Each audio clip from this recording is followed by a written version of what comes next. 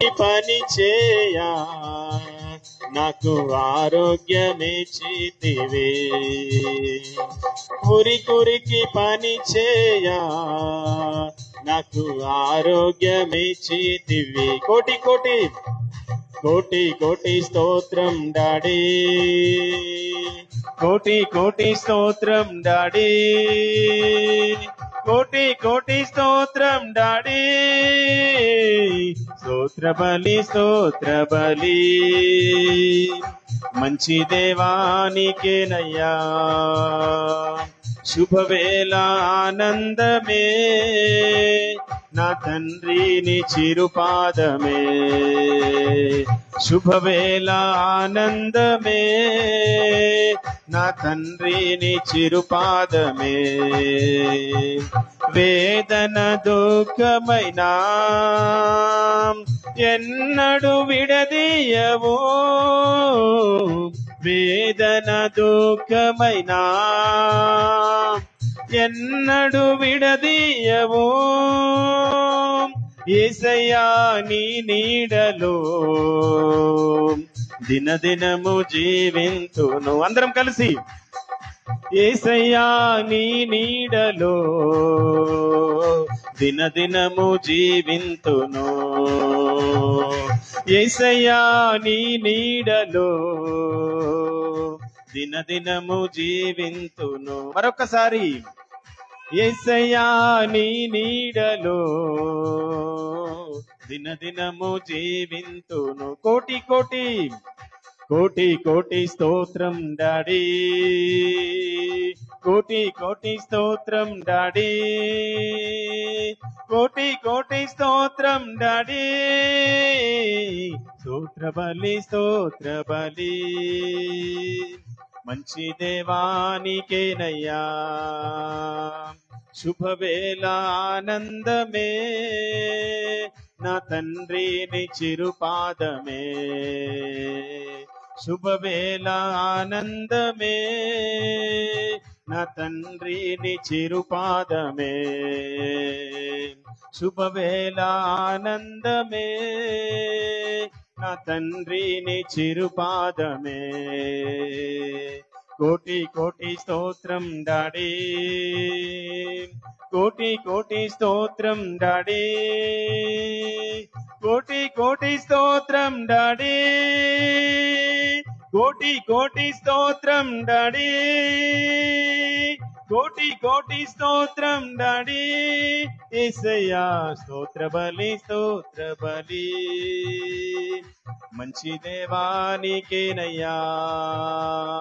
శుభవేళ ఆనందమే నా తండ్రిని చిరుపాదమే.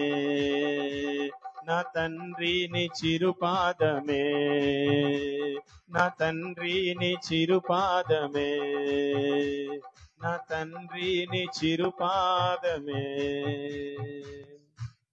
యేసయ్యా నూతనమైన శక్తితో మమ్మల్ని నింపుతున్న దేవుడవయ్యా. ఆరోగ్యమునిచ్చి నీ సేవలు వాడుకుంటున్న దేవుడవయ్యా. అయ్యా నిన్నటి బాధలన్నిటినీ అయ్యా నేటికి దూరం చేసిన తండ్రి నీకు స్తోత్రాలు. నీ సేవలో పని చేయడానికి మాకు మంచి అవకాశమునిచ్చినందుకు నీకు వందనాలయ్యా. తండ్రి మీకు స్తోత్రము. వేదన దుఃఖము ఏది మిమ్మల్ని నుంచి అయ్యా మమ్మల్ని విడదీయలేదు ప్రభువా. అయ్యా కరువైన ఖడ్గమైన హింస అయినా బాధ అయినా శ్రమలైనా ఉన్నవైనా రాబోవునవైనా ఏవి నీ ప్రేమ నుండి మమ్మల్ని ఎడబాపనేరవు ప్రభువా.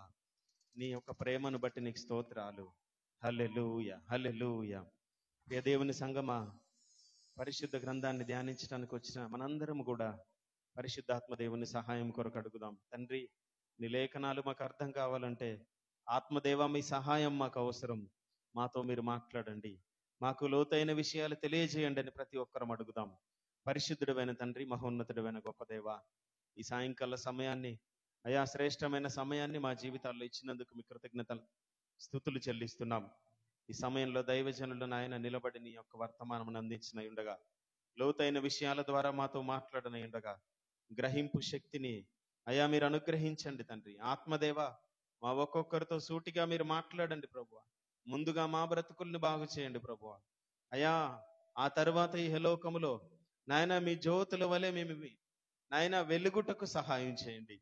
అనేకులకు నీ వాక్యాన్ని ప్రకటించే శక్తిని, జ్ఞానమును మాకు అనుగ్రహించమని అయ్యా ఈ సాయంకాల సమయమును మీరు మాకు అనుగ్రహించినందుకు మరొకసారి మిమ్మల్ని స్తుతిస్తూ రానయ్యున్న బిడ్డలు నడిపించండి. ఈ కూడికంతటిలో మీరు మాత్రమే అధ్యక్షత వహించి మీకు మహిమ తెచ్చుకొనుమని మా అందరితో మాట్లాడి మమ్మల్ని బలపరచుమని యేసయ్య పరిశుద్ధ నామంలో ఈ స్తుతి ఆరాధన ప్రార్థన మీకు సమర్పిస్తున్నాము తండ్రి. ఆమేన్. దయచేసి అందరం కూర్చుందాం. దేవుని యొక్క వాక్యాన్ని విని మనం బలపరచబడదాం.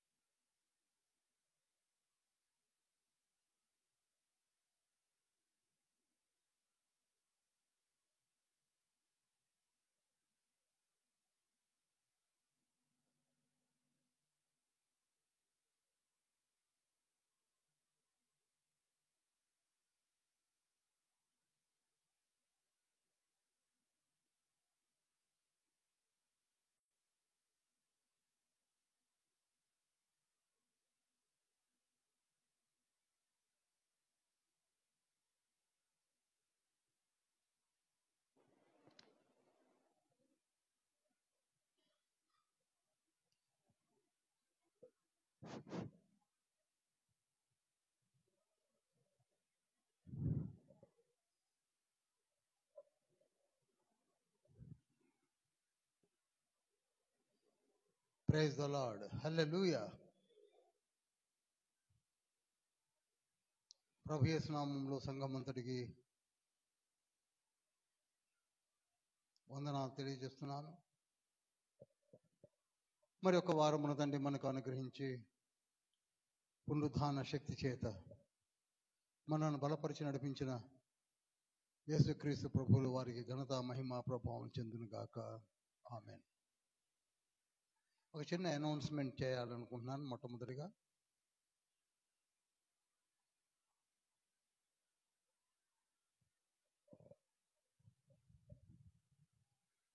మనము నూతన నిబంధన స్టార్ట్ చేశాము. మత్తయి సువార్తను కంప్లీట్ చేసుకొని మార్కులోనికి పెడుతున్నాము ఈ దినమున.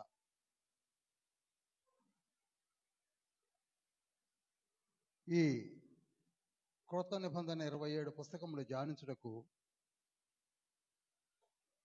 ఎక్కువ సమయము పట్టవచ్చు. పాత నిబంధనలే 39 బుక్స్ను ధ్యానించడానికి మోర్ దాన్ 3 years పట్టింది.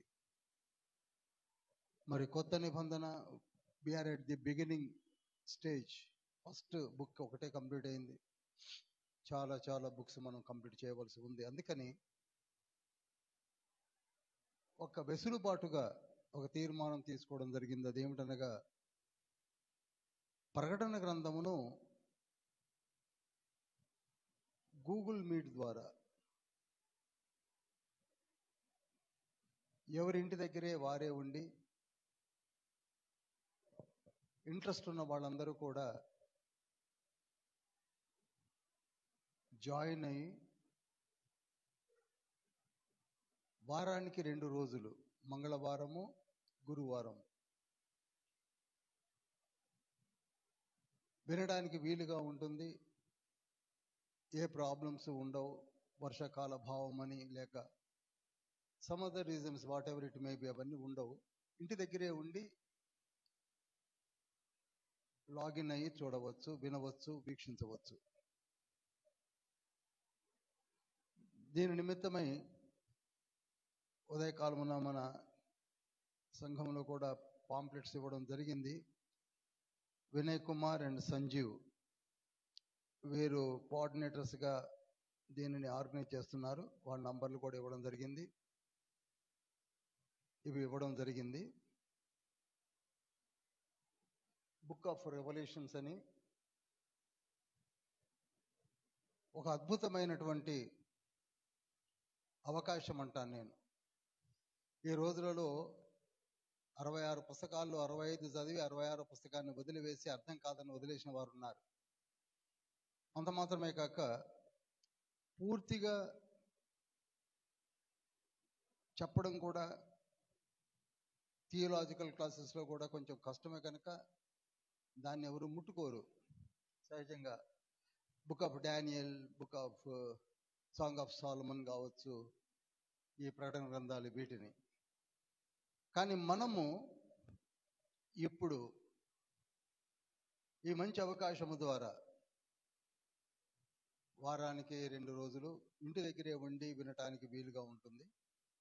దీనిలో ఒక 5 బుక్స్ విధిగా చదవాలని కూడా మెన్షన్ చేయడం జరిగింది. ఒక నెల మీకు సమయం ఉంది. ఆగస్టు 5 నుంచి స్టార్ట్ అవుతుంది. Bible study will start from August 5 onwards. ఈ 5 బుక్స్ని ఈ జూలై మంత్లో చదివినట్లయితే ప్రకటన గ్రంథంతో పాటు బుక్ ఆఫ్ డానియల్, జకరియా గ్రంథం 12, 14 అధ్యాయాలు, మొదటి తెస్సలోనిక 5వ అధ్యాయము, 2వ తెస్సలోనిక 1, 2 అధ్యాయాలు చదవాలి. తక్కిన విషయాలన్నిటినీ మీరు కోఆర్డినేటర్స్తో మాట్లాడినట్లయితే they will guide you in all respects. మంచి అవకాశము. మరలా చెప్తున్నాను, నేను ఈ విధంగా ప్రకటన గ్రంథానికి వచ్చే లోపల పరిస్థితులు ఎలా ఉంటాయో తెలియదు. అసలు నేను ఉంటాను ఉండను కూడా తెలియదు. అటువంటి సిచ్యువేషన్లో ప్రయాణిస్తున్నాం కనుక ఒక అవకాశం ఏమిటనగా ఇటువైపు సైమల్టేనియస్గా ప్రతి ఆదివారం సాయంకాలం మన దగ్గర బైబిల్ స్టడీ కంటిన్యూ అవుతూ ఆగస్టు మాసము నుండి ఒక చక్కటి అవకాశము ఇంటి దగ్గరనే ఉండి వినటం, ఇంతకంటే మంచి అవకాశం ఉండదని అనుకుంటున్నాను. Please avail beautiful opportunity which God has given to us. మీకు ఒకవేళ ఈ పాంప్లెట్స్ ఎవరికైనా ఇంకా అందనట్లయితే మీరు చేయి పైకి లేపితే మన మధ్యలో ఉన్నటువంటి వినయ్ కానీ సంజీవ్ కానీ మీకు ఇవ్వడానికి పాంప్లెట్స్ తర్వాత ఇస్తాడు, తీసుకోండి. మీరు ఆయన దగ్గర ఉన్నాయి. దయచేసి మన క్రూ మెంబర్స్ కాటే బాబు గారు, రవి గారి దగ్గర కూడా ఉన్నాయి కనుక మీరు తీసుకోవచ్చు. ఒక మంచి అవకాశం అండి. నేను తండ్రి నాకు ఆ కృపనిచ్చి రెవల్యూషన్స్ వరకు కూడా నేను జీవించి ఉన్నట్లయితే అది మీకు రివిజన్ అవుతుంది. అప్పుడు ఈజీగా అర్థమవుతుంది. ప్రకటన గ్రంథము మీకు ప్రస్ఫుటంగా అర్థమవుతుంది. 22 అధ్యాయాలు ఎలా చదవాలి అద్భుతంగా మీరు ధ్యానిస్తారు, దేవుని దీవెనలు పొందుకుంటారు. హల్లెలూయా. ఈ అవకాశంని వినియోగించుకోవాలని మీకు తెలియజేయడం జరిగింది. యథావిధిగా కుడి చేతిలోనికి మన పరిశుద్ధ బైబిల్ గ్రంథాన్ని తీసుకుందాం.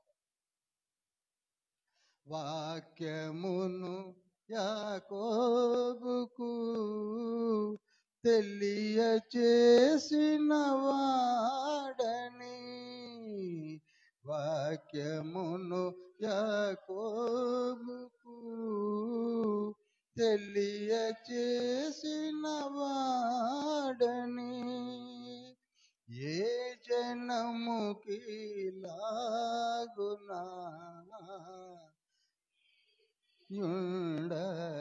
ఉండలేదని దేవునికి స్తోత్రము గానము చేయుటయే మంచిది. మనమందరము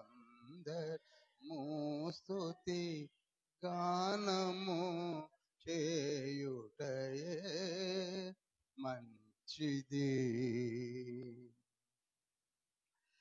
మిక్కిలి ప్రేమ కనికరం కలిగిన మహోన్నతుడ పరిశుద్ధుడ పరలోక తండ్రి, మమ్మల్ని దీవించి ఆశీర్వదించి పునరుద్ధాన దినమన సాయంకాల సమయం మార్కు సువార్తను ధ్యానించడం కొరకే వచ్చి ఉన్నాం. మీ బిడ్డలమైన మేము మీ అమూల్యమైన రక్తం చేత కడగబడి దివ్య జ్ఞానమును పొందుకొని మీ సేవా పరిచర్య ధర్మములను మోయుట కొరకు మీరు ఎవరినైతే ముందుగా నిర్ణయించి పిలిచారో వారలమైన మేము మీ పాదం చెంత ఉన్నాం. మీ గాయపడిన హస్తం చేత మమ్మలను ముట్టండి, రావలసిన వారిని సకాలంలో నడిపించండి, వచ్చిన మాతో నేరుగా సూటిగా మాట్లాడండి. పరమ తండ్రి, మీ శక్తి చేత నింపండి. యేసయ్య, చెయ్యి పట్టుకొని మమ్మల్ని నడిపించండి. ఆత్మ తండ్రి, మా మనోనేత్రములు వెలిగించి వాక్యమును విత్తింపచేసి ఫలింపచేయమని, మరలా బోధించు కావలసిన దివ్యమైన జ్ఞానమును ప్రసాదించమని యేసయ్య పరిశుద్ధ నామములో అతి వినయంతో వేడుకుంటున్నాం పరమ తండ్రి. ఆమేన్, ఆమేన్, ఆమేన్.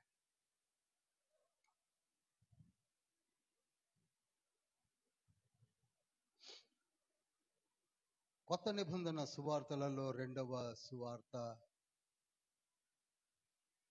మార్కు సువార్త.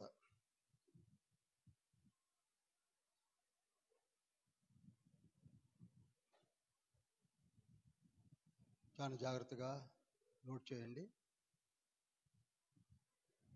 మనం ఒక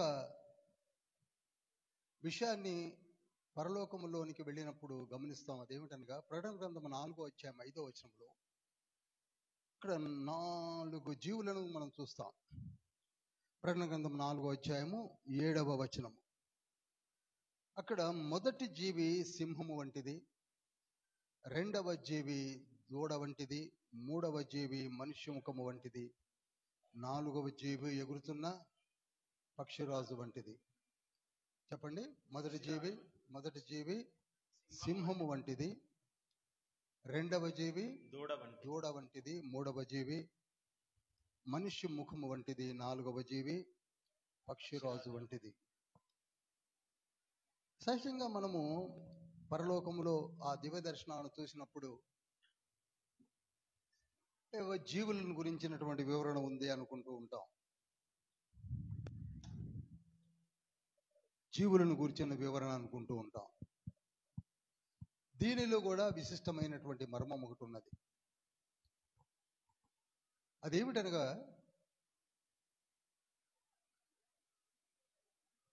అక్కడ 4 జీవులలో 4 వైవిధ్యమైనటువంటి ముఖపోలికలు కలిగినటువంటి దూతలు కనపడుతున్నారు. అదేవిధంగా మరొక మారు ఎహెజ్కేలు ప్రవక్త, ప్రాఫెట్ ఎహెజ్కేలు గ్రంథము 1వ అధ్యాయము 5 నుండి 10 వచనాలు చూసినప్పుడు అక్కడ కెరూబులను చూస్తున్నాడు. ఎవరిని చూస్తున్నాడండి? కెరూబులను. అయితే ఇక్కడ వైవిధ్యం ఏమిటనగా, ఈ కెరూబు, ఒక్కొక్క కెరూబుకి 4 ముఖాలు ఒకే కెరూబుకు ఉండడం చూస్తున్నాడు. 4 ముఖాలు కూడా, అర్థమవుతుందండి? 4 ముఖాలు కూడా ఒకే కెరూబుకు ఉండడం చూస్తున్నాడు. ఏ కెరూబునైతే చూస్తున్నాడో ఆ కెరూబు ఎదురుగా ఉన్నటువంటి ముఖము మనిషి ముఖము, కుడి చేతి వైపు సింహము, ఎడమ చేతి వైపు దూడ, వెనక వైపు పక్షిరాజు. ఆ విధంగా ఆయన 4 ముఖములను ఒకే కెరూబులు ఒక దూతలో ఉండడం చూశాడు. ఇవి ఏమిటనగా, దేవుని యొక్క గుణ లక్షణములను ప్రస్ఫుటంగా కుమారుడైన యేసుక్రీస్తు ప్రభు వారు జరిగించిన సువార్తలలో మనకు అనుగ్రహించిన విధము కనపడుతున్నది అని చెప్పవచ్చు. మొదటి జీవి సింహము వంటిది అన్నాడు. మొదటి జీవి ఏంటట? కనుక ప్రకటన గ్రంథం 5వ అధ్యాయం 5వ వచనం చూసినప్పుడు అక్కడ సింహము వంటి వ్యక్తిని యోహాను చూస్తున్నాడు. ఎవరో కాదు, యేసుక్రీస్తు ప్రభు వారు. ఎలా కనపడ్డాడు? సింహము వలె కనపడుతున్నాడు.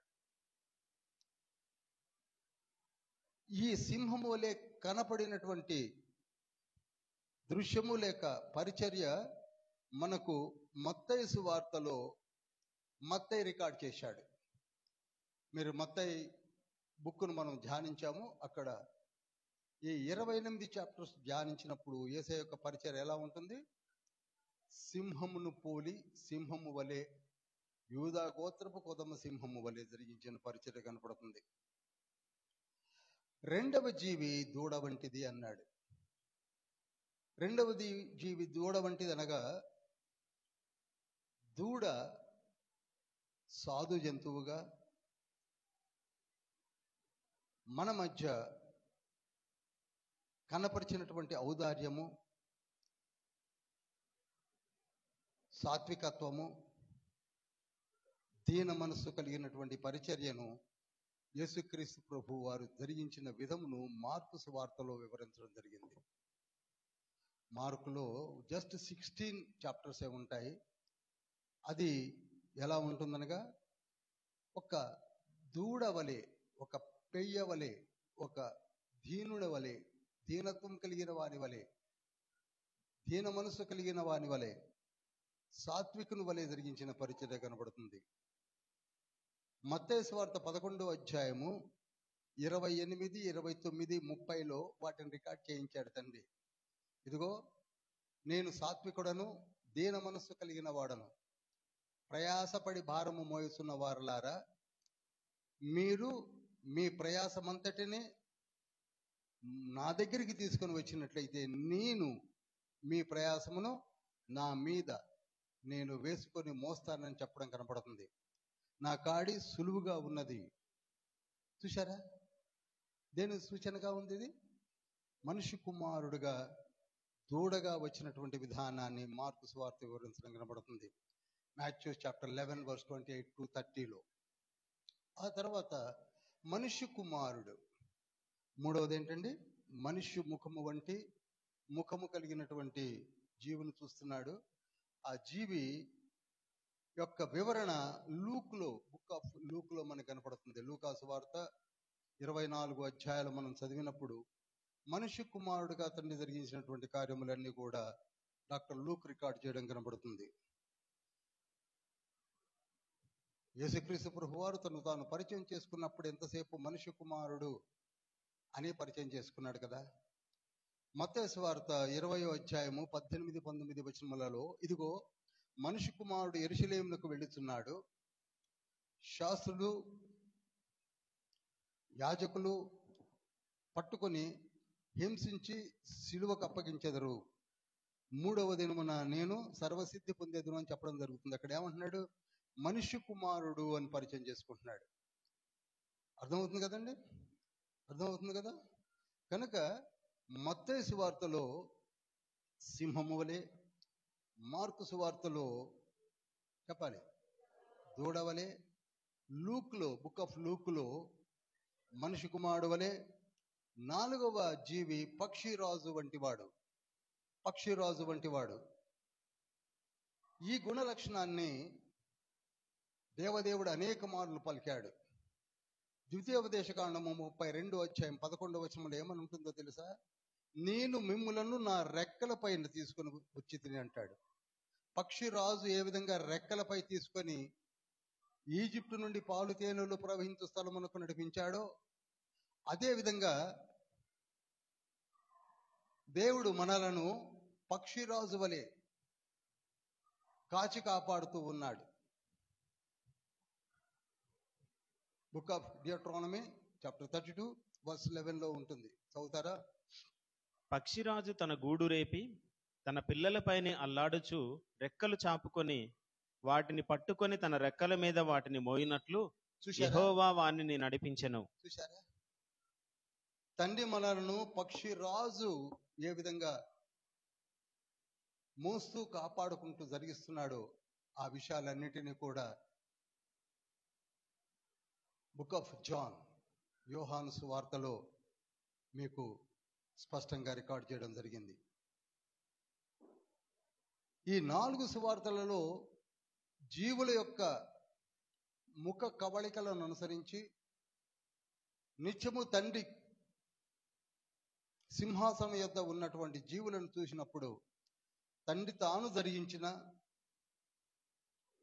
పరిచర్య, ద గ్రేట్ కమిషన్ జ్ఞాపకం చేసుకుంటూ మనలను కాచి కాపాడుతున్న విధము కనబడుతున్నది అని మనము చెప్పవచ్చు. నిజానికి ఈ 4 బుక్స్ను రాసింది, మత్తయిని రికార్డ్ చేసింది అపోస్తుడైన మత్తయి క్రీస్తు శకము 41లో రాశాడు. పాలస్తీనా ప్రాంతంలో నుంచి రాశాడు. మార్కు సువార్తను మార్కు అనే మారు పేరు కలిగిన యోహాను క్రీస్తు శకము 60లో ప్రాంతంలో నుండి రాశాడు. మూడవ సువార్త లూకా సువార్త. డాక్టర్ లూక్, వైద్యుడైనటువంటి లూకా, క్రీస్తు శకం 56లో కైసరే నుంచి రాశాడు.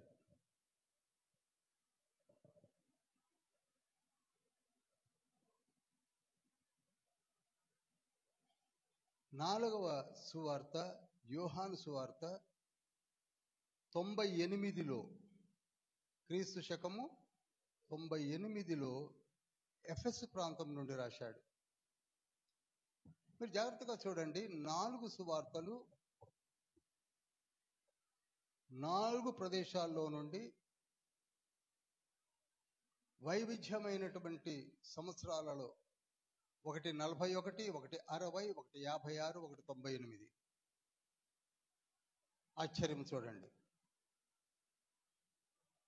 అందులో 2 అపోస్తులు ఉన్నారు, మత్తయి, యోహాను, యేసయ్య యొక్క అపోస్తులు. మార్కు, లూకా అపోస్తులు కారు. మార్కు, లూకా అపోస్తులు కారు. దీనిని బట్టి మనకు అర్థమవుతున్నది ఏమిటనగా, తండ్రి దగ్గర బలపక్షము లేదు. ఎవరైతే జిజ్ఞాస కలిగి నన్ను వాడుకో అంటారో వాడిని వాడుకోవడానికి సిద్ధంగా ఉన్నాడు. ఈ 2 పుస్తకాలని ఏ అపోస్తుడైనా రాయవచ్చు, లేదా తర్వాత కాలంలో వచ్చినటువంటి అపోస్తులైనా రాయవచ్చు. కానీ ఎవరైతే జిజ్ఞాస కలిగి ఉన్నారో వారిని తండ్రి వాడుకుంటాడంటానికి సాదృశ్యమే మార్కు, లూకా. మార్కు ఇజ్రాయేలీయుడే, లూకా గ్రీసు దేశస్థుడు, ఒక అన్య దేశపు వాడు, జెంటైల్. చూడండి, ఒక అన్య దేశపు వాడు, అన్య జనాంగపు వాడు సువార్తను రాయడానికి ఇచ్చిన మహద్భాగ్యము. నేను ఎందుకు ఇలా చెప్తున్నానంటే, మనలో యవనస్తులు ఉన్నారు, వారి స్ఫూర్తిని అందుకోవాలి. బైబిల్ స్టడీ కేవలం అక్కడున్న సబ్జెక్ట్ ఏదో తెలుసుకొని విని వెళ్ళిపోవడం కాదు. ఆ సబ్జెక్ట్ అంతా మనకు వంట పట్టాలి. నీవు మరి ఒక లూక్ కావాలి, మరి ఒక మార్క్ కావాలి. ఏదో వింటున్నాం వెళ్ళిపోతున్నాం కాదు. మార్క్ ఒక యవనస్తుడు. ఇక్కడ ఉన్న యవనస్తులు చాలా మంది ఉన్నారు, వాళ్ళతో నేను మాట్లాడుతున్నాను. ఓ యవనస్తులారా, మార్కును గుర్తుపెట్టుకోండి, లూక్ను గుర్తుపెట్టుకోండి. గొప్ప పరిచర్య చేశారు.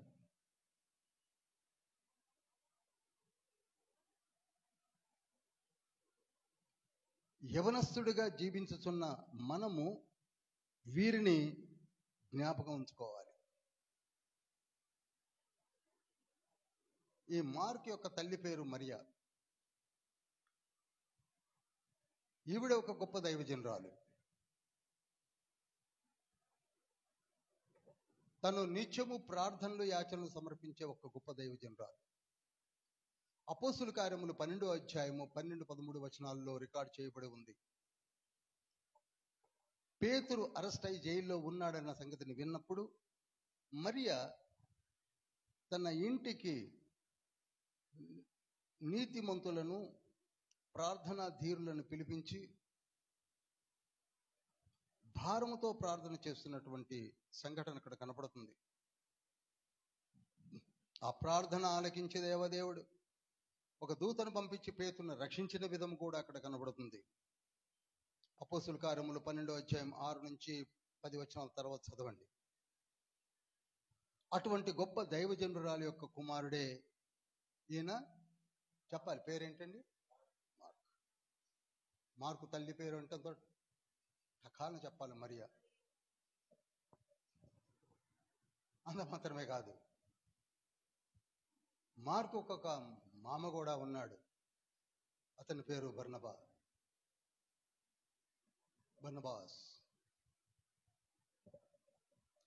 మరియ యొక్క సహోదరుడే బర్నబాస్.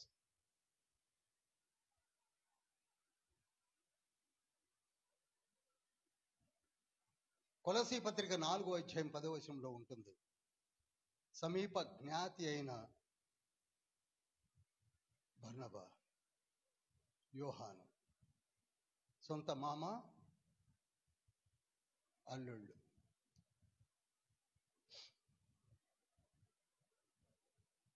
ఎప్పుడైతే ఒక ప్రార్థనలు జరుగు ప్రదేశంలో అంటుకట్టబడి ఉంటారో వారు అద్భుతమైనటువంటి దేవుని పొందుకుంటారు అనడానికి యోహాను లేక మార్క్ మనకు సాదృశ్యంగా కనపడుతూ ఉన్నాడు. తల్లి ఒక ధీరురాలు, ప్రార్థనా ధీరురాలు. ఆవిడ ఒక సంఘమునే కట్టి ప్రార్థన జరిగిస్తున్నటువంటి ఒక గొప్ప ప్రార్థన శక్తి కలిగినటువంటి ఒక స్త్రీ. అంత మాత్రమే కాక అతని మామగారైనటువంటి బర్నబా ఒక గొప్ప దైవజనుడు. వారు చేసిన సేవ మనకి తెలియంది కాదు. బర్నబా పౌలు కలిసి చేసిన సేవ అపోస్తుల కార్యములో అద్భుతంగా లిఖించబడి ఉంది. అపోస్తుల కార్యములు మనం చదివినప్పుడు వారు చేసిన సేవ మామూలు సేవ కాదు.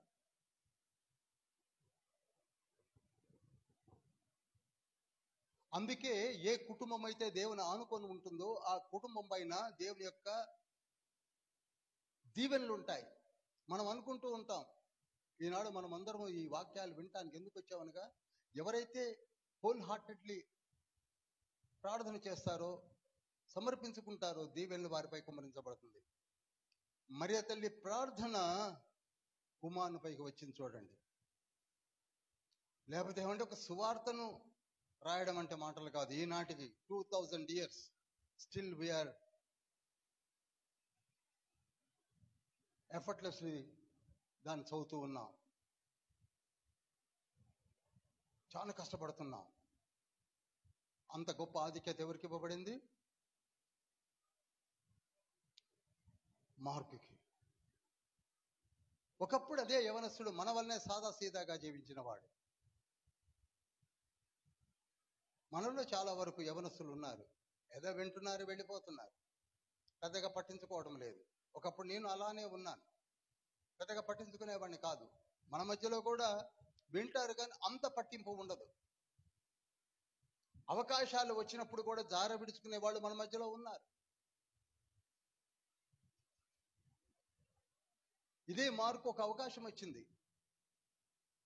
యేసుక్రీస్తు ప్రభువు వారు సిలువ వేయడానికి సిలువను భుజం పైన పెట్టి మోయిస్తూ ప్రొసెషన్ జరుగుతుంది. గొల్గొతాగా తీసుకుపెడుతున్నారు. అప్పుడు ఈ మార్కు అక్కడే ఉన్నాడు, చూస్తున్నాడు. మనలో ఉన్న యవనస్తుల వలె అక్కడున్న వాళ్ళు కొందరు యేసయ్య భారంగా మోస్తున్నాడని చెప్పేసి ఆ సిలువని ఆ మార్కు మీద మోయించడానికి బలవంతం చేసినప్పుడు, నేను మోయనని చెప్పేసేసి తన వస్త్రాన్ని సైతం వదిలివేసి దిగంబరిగా పారిపోయినట్లుగా రికార్డ్ చేసుకున్నాడు ఆయన్ని. మార్కు సువార్త 14వ అధ్యాయం 51వ వచనంలో ఉంటుంది. ఒకసారి చదువుతారా?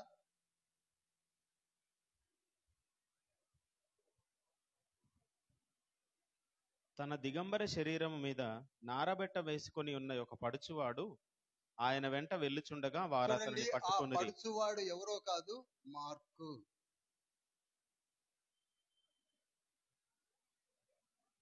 ఆ ప్రొసెషన్ లో అక్కడనే నిలబడి చూస్తున్నటువంటి, ఆ సంఘటన చూస్తున్నటువంటి వ్యక్తి ఎవరండి?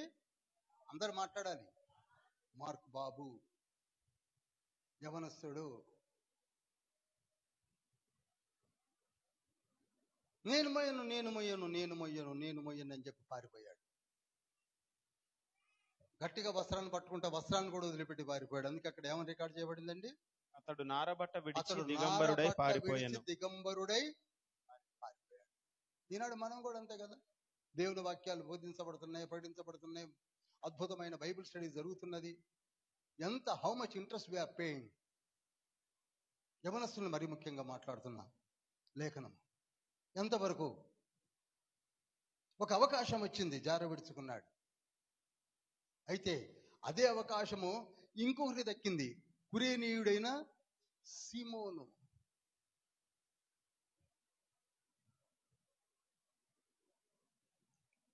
అది కూడా రికార్డ్ చేసింది మార్కే.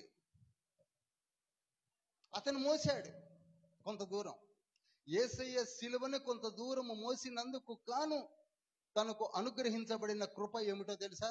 తనకి 2 కుమారులు. ఒక అతని పేరు రూఫు, ఇంకొక అతని పేరు అలెగ్జాంద్రు. కురేనీయుడైన సీమోనికి 2 పిల్లలండి. ఒక పిల్లోడి పేరు చెప్పరేమండి, ఇప్పుడే చెప్పాను కదండి, రూఫస్. ఇంకొక అతని పేరు అలెగ్జాంద్రు.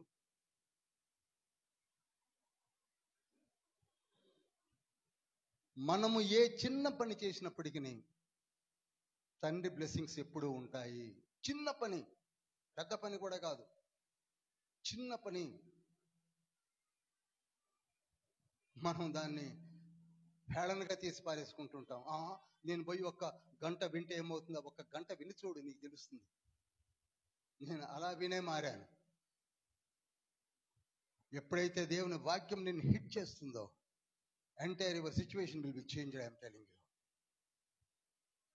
ఆషామాషిగా తీసుకుంటున్నాం మనం. కాస్త దూరం మోసినందుకు గాను రూఫస్ అద్భుతమైన రీతిలో సేవ చేశాడు. వేరే అలెగ్జాంద్రుని తీసుకోకండి. ఆ అలెగ్జాంద్రు వేరు. మీకు 2వ తిమోతిలో కనపడే అలెగ్జాంద్రు వేరు, 1 తిమోతిలో కనపడే అలెగ్జాంద్రు వేరు, ఈ అలెగ్జాంద్రు వేరు. రోమీలో రాసిన పత్రిక 16వ అధ్యాయం 10వ వచనములో ఏమంది? పరిశుద్ధుడైనటువంటి పౌలు 16 అధ్యాయాలు రాసి చివరికి ఏమంటున్నాడు? 16:10 క్రీస్తునందు యోగ్యుడైన అపెల్లుకు వందనములు, అరిస్టోబులు ఇంటి వారికి వందనములు, నా బంధువుడగు హెరోదియోనుకు వందనములు, నార్కిసు ఇంటి వారిలో ప్రభువునందున్న వారికి వందనములు. ప్రభువునందు ప్రయాసపడు త్రుపైనాకును త్రుఫోసాకును వందనములు, ప్రియురాలగు పెర్సికును. చూడండి, వీళ్ళందరూ కూడా యవనస్తులు, ఆ రోజులలో సేవ చేసిన వారు. ఈ మనం చదవం, వీళ్ళందరూ యవనస్తులే. చివరికి వచ్చేసరికి 13వ వచనంలో రూఫస్ అంటాడు, చివరికి అదే కంటిన్యూషన్ లో తల్లి అంటాడు. 13 చదవండి ఇప్పుడు. ప్రభువునందు ఏర్పరచబడిన రూఫునకు వందనములు. ప్రభువునందు ఏర్పరచబడిన రూఫునకు వందనములు, అతని తల్లికి వందనములు, అతని ఆమె తల్లికి నాకును కూడా తల్లి. వందనములే, ఆవిడ కూడా నాకు తల్లే అంటున్నాడు. రెస్పెక్ట్ చూడండి.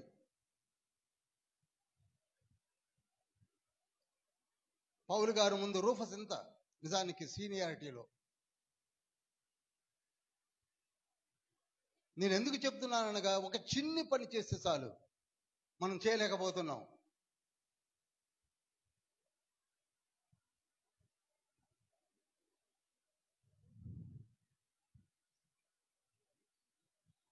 పౌలు గారి శిష్యుడుగా అనేకులు బలపడ్డారు, లేచారు, సువార్తను ప్రకటించారు. కొందరైతే అద్భుతమైన పరిచర్యను ఆ మధ్య ఆసియా ప్రాంతంలో జరిగించి తరించిపోయారు. యవనస్తులే. ఇదే మార్కు మొట్టమొదట్లో పౌలు గారికి శిష్యుడిగా చేరాడు.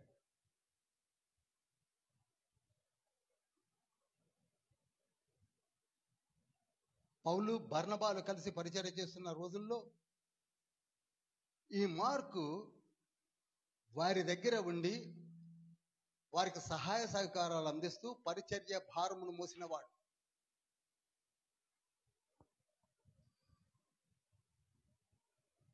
అపోస్తుల కార్యములు 13వ అధ్యాయము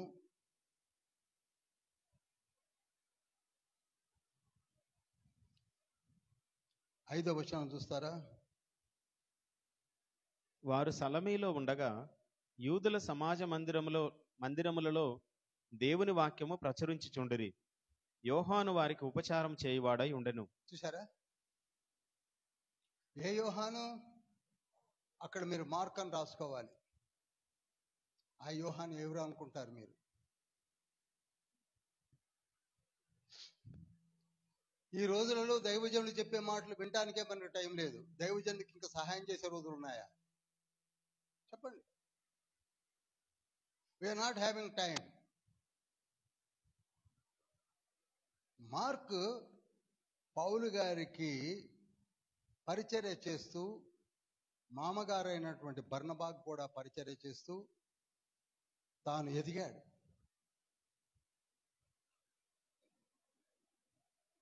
ఆ రోజులలో వాక్యము దొరుకుతుందంటే పరిగెత్తేవారు. ఇప్పటికీ పరిగెత్తున్నాం అనుకోండి, పర్సంటేజ్ తగ్గింది.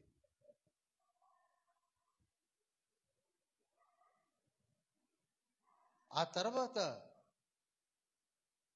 పౌలు గారి తర్వాత పేతురు దగ్గర కూడా ఈయన శిష్యరకం చేశాడు. ఎవరు? మార్కు. మొదటి పేతురు పత్రిక 5వ అధ్యాయం 13వ వచనం. బబులోనులో మీ వలె నేర్పరచబడిన ఆమెయు నా కుమారుడైన మార్కును మీకు వందనములు చెప్పుచున్నారు. చాలండి. ఈయన ఎక్కడికి పోయి పరిచర్య చేశాడు? ఇప్పుడు బాబిలోనుకి వెళ్ళాడు. మనం లోకల్లో ఉండి అటెండ్ కాలేకపోతున్నాం. ఆయన ఎన్ని ప్రదేశాలు తిరిగాడో ఒక్కసారి మీరు అపోస్తుల కార్యములను, కొత్త నిబంధన పుస్తకాన్ని చదివితే తిరిగేస్తే దొరుకుతుంది.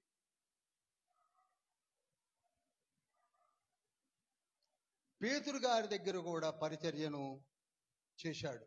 వారితో కలిసి పౌలు గారితో, పేతురుతో అసలు ఎక్కడ బబులోను, ఎక్కడ యెరూషలేము, ఎక్కడ పంపూలియా, ఎక్కడ ఫుగ్రియా,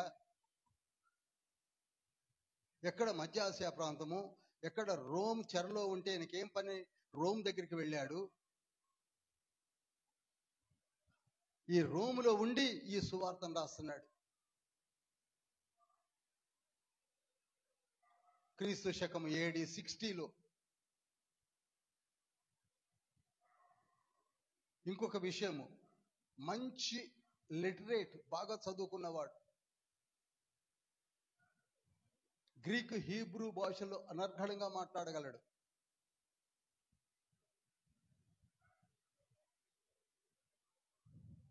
యవనస్తుడు. అసలు మార్కు సువార్త with the support of Peter, పేతురు గారి యొక్క పర్యవేక్షణలో ఈ సువార్త రాయబడిందని కూడా ఒక నానుడు ఉంది. కనుక ప్రియులారా,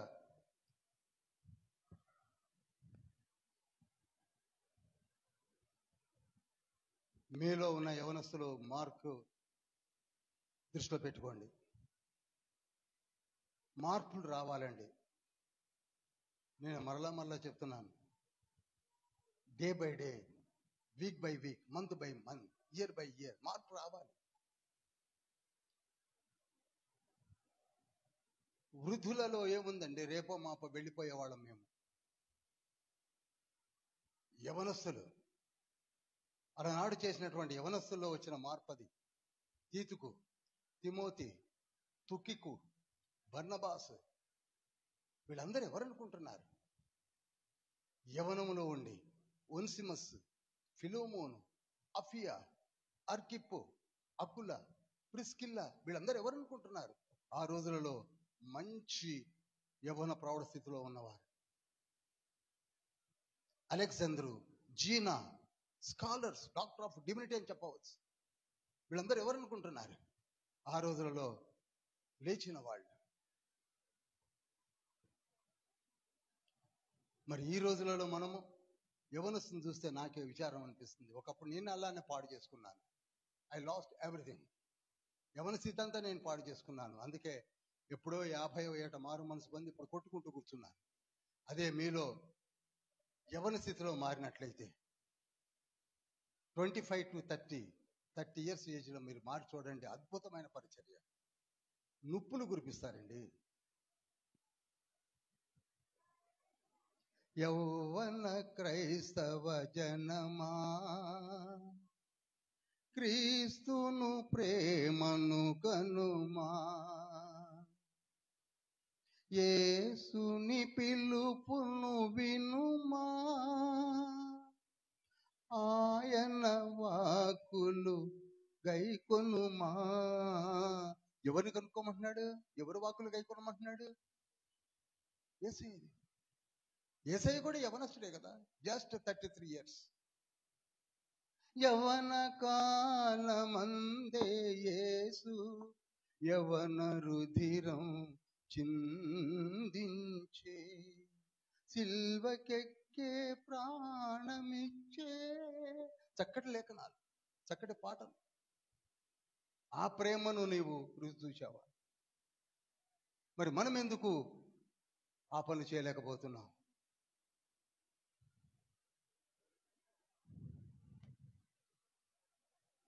ప్రియులారా, మనం మారాలి. మార్కు అనే మారు పేరు కలిగినటువంటి యోహాను రాసినటువంటి మార్కు సువార్తను చదివిన తర్వాత మనలో పరివర్తన రాకపోతే మనం ఇంకా బిగ్గా ఉన్నట్టే లెక్క. ఎంతమంది మీలో మార్కు సువార్తను చదివారో నాకు తెలియదు. చదవకుండా వచ్చి కూర్చున్నారో నాకు తెలియదు. చదివేవాడు ఉన్నారు. I know some of the people they are working hard, but still some of the people they are not at all bother to read the Bible. Bible study అండి. నేను ఎన్నిసార్లు చదివాను మార్కుని. చదివితే వస్తుంది. దేవుని వాక్కులు మాట్లాడతాయి.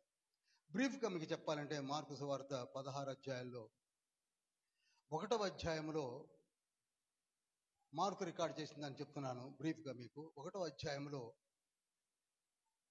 బాప్తిస్మిచ్చి యోహాను జరిగించినటువంటి మారు మనసు అనౌన్స్మెంట్, బాప్తిస్మముల గురించి రికార్డ్ చేశాడు. ఆ తర్వాత యేసుక్రీస్తు ప్రభు వారి యొక్క సువార్త పరిచర్య, యేసయ్య ప్రకటించిన విధమును రికార్డ్ చేశాడు. ఆ తర్వాత యేసయ్య పలికిన మాటలు మార్కు సువార్త 1వ అధ్యాయం 35వ వచనం 38వ వచనంలో, ఇదిగో నేను సువార్తను ప్రకటించడం కొరకే వచ్చి ఉన్నాను. ఎర్లీ ఇన్ ద మార్నింగ్ యేసయ్య ఉదయకాలమునే లేచి సువార్తను ప్రకటించడానికి బయలుదేరేవాడని రికార్డ్ చేశాడు. ఎవరు? మార్క్. 2వ అధ్యాయంలోనికి వచ్చేసరికి 2వ అధ్యాయం 2 నుంచి 9 వచనాల్లో ఒక పక్షవాయువు కలిగిన వారిని లేవనెత్తిన విధము, పాప క్షమాపణ అనుగ్రహించిన విధము, అక్కడ ఉన్న వారందరూ విస్మయం పొందిన విధమును కూడా రికార్డ్ చేశాడు. అనగా స్వస్థతలు ఎంత ఈజీగా చేయగలడో, కేవలము మాట మాత్రం సెలవిస్తే చాలు. మాట మాత్రము, మళ్ళీ చెప్తున్నాను, the word of this Jesus, లే అంతే, గెట్ అప్ అంతే రికార్డ్ చేశాడు. ఈనాడు ఆ మాటకు మనం వెళ్ళిపోలేకపోతున్నాం. He said just get up. లేచి పరపెత్తుకొని మంచం ఎత్తుకొని వెళ్ళిపోయాడు. నే పాపమును క్షమించి వేశానని చెప్పి 10వ వచనంలో కూడా అంటాడు. మన పాపమును క్షమించు అధికారము, స్వస్థతపరిచే సింపుల్ నేచర్ని అక్కడ వివరించడం జరిగింది. 3వ అధ్యాయంలోకి వచ్చేసరికి అపోస్తులను ఏర్పరచుకున్న విధం ఉంటుంది. 3:17-18లో 4వ అధ్యాయంలోనికి వచ్చేసరికి అసలు మీరు ఈ నిత్యరాజ్య సువార్తను ఏ విధంగా వింటున్నారు, ఏ విధంగా గ్రాహ్యంలోనికి తీసుకుంటున్నారు, ఏ విధంగా ప్రవర్తిస్తున్నారు అని సున్నితంగా వివరించిన విధము కనబడుతుంది. 5వ అధ్యాయంలోనికి వచ్చేసరికి గెరాసేనుల దేశంలో సేన అనే దెయ్యములు పట్టిన వాడు కనబడతాడు.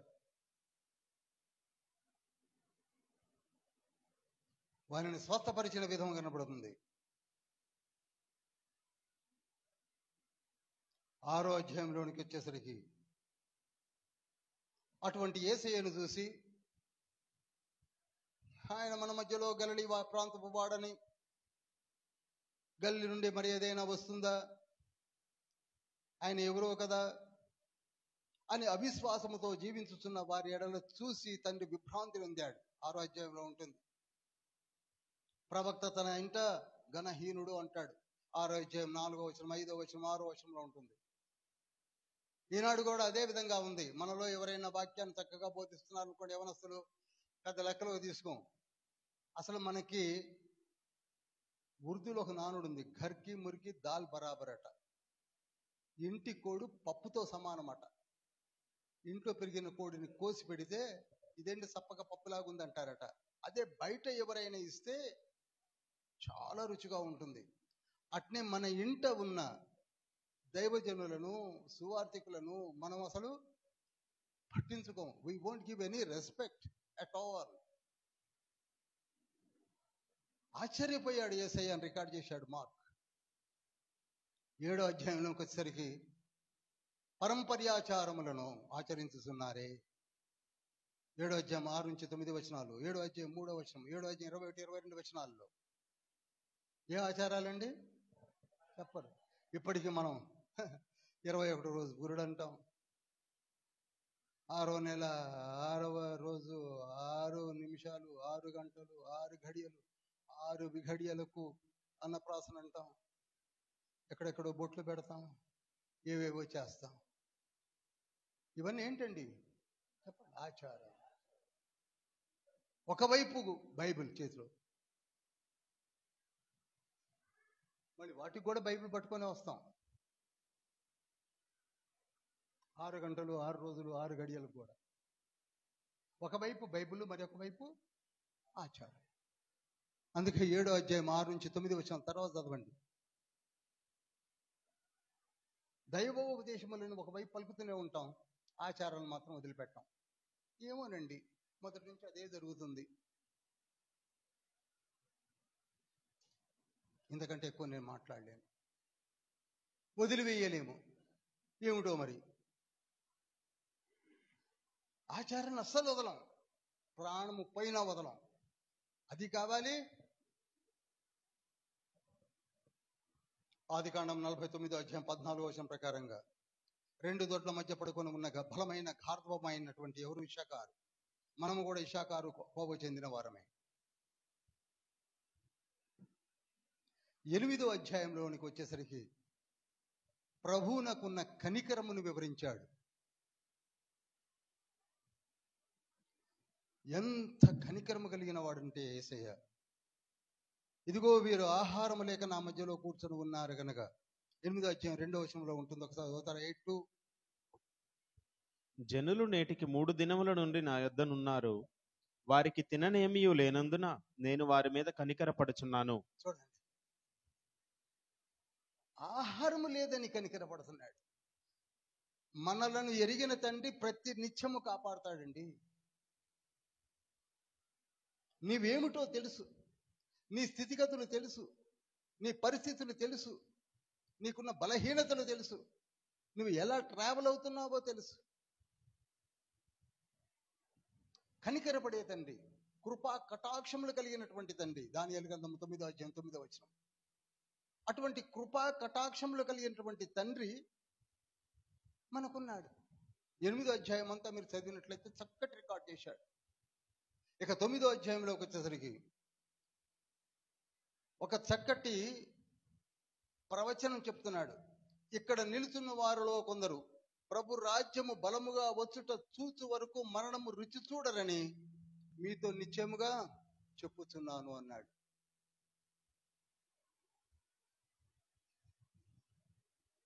ఆశ్చర్యం కలిగించింది నాకు ఈ లేఖనం చదివిన రోజుల్లో. ఇక్కడ నిలుచున్న వారిలో కొందరు ప్రభు రాజ్యము బలముగా వచ్చుట చూచు వరకు మరణము రుచి చూడరని నిశ్చయముగా చెప్పుచున్నాను అన్నాడు. 9వ అధ్యాయం బాగా చదివితే 10వ అధ్యాయంలోనికి వచ్చేసరికి డోంట్ ప్లే విత్ మ్యారేజెస్. వివాహ బంధమును గురించి మీరు ఎరుగక బాధపడుతున్నారు, తెలియక తడబడుతున్నారు.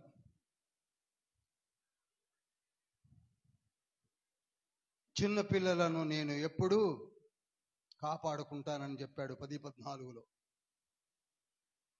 మీకు సమస్తము అసాధ్యమే కానీ నాకు సమస్తము సాధ్యమే అన్నాడు 10వ అధ్యాయం 27వ వచనంలో.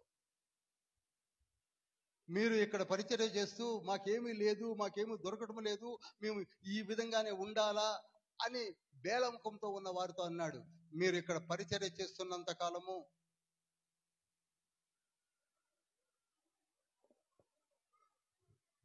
ఈ లోకములోను పరలోకములోను మీకు దీవెనలు అనుగ్రహిస్తానని చెప్పాడు. ఒకసారి చదువుతారా? 10:29, 30, 31. అందుకు యేసు ఇట్లనెను, నా నిమిత్తమును సువార్త నిమిత్తమును ఇంటినైనను అన్నదమ్ములనైనను అక్క చెల్లెండ్రనైనను తల్లిదండ్రులనైనను పిల్లలనైనను భూములనైనను విడిచిన వాడు ఇప్పుడు ఇహమందు హింసలతో పాటు నూరంతలుగా ఇండ్లను అన్నదమ్ములను అక్క చెల్లెండ్రను తల్లులను పిల్లలను భూములను రాబోవు లోకమందు నిత్య జీవమును పొందునని మీతో నిశ్చయముగా చెప్పుచున్నాను. రాబోవు లోకములోను ఇహమందును, ఇహమందును పరమందును. ఈనాడు మనం చేసే పరిచర్య, ఇక్కడ ఎక్కడ హమ్మింగ్ వస్తుంది, మైక్రోఫోన్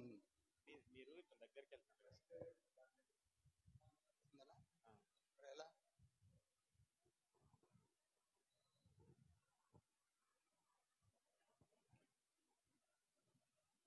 మనము చేసే పరిచర్య వేలగా ఉండకండి.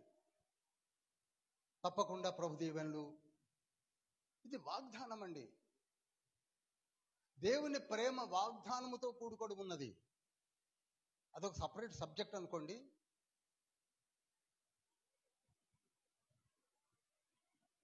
దేవుని ప్రేమ బ్యాంక్టిక్ లవ్ అంటారు, బ్యాంక్టిక్ టేబుల్ అంటారు,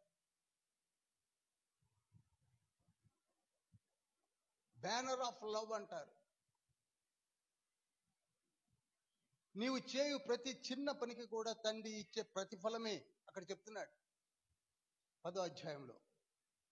ఇక 11వ అధ్యాయంలోనికి వచ్చేసరికి విశ్వాసము, నీకున్న విశ్వాసం యొక్క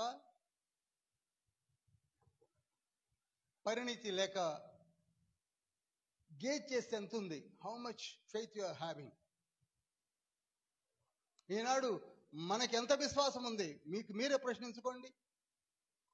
అసలు యేసయ్యనే దేవుడు అనే వాళ్ళు మన మధ్యలో ఉన్నారు. Is not at all God. తక్కువ అంచనా వేసుకున్నాం. ఎంతసేపు ప్రతి దాన్ని తక్కువ అంచనా వేసుకుంటున్నాం. తప్పు మంది కాదు, సోషల్ మీడియాలో అలా అయిపోయింది.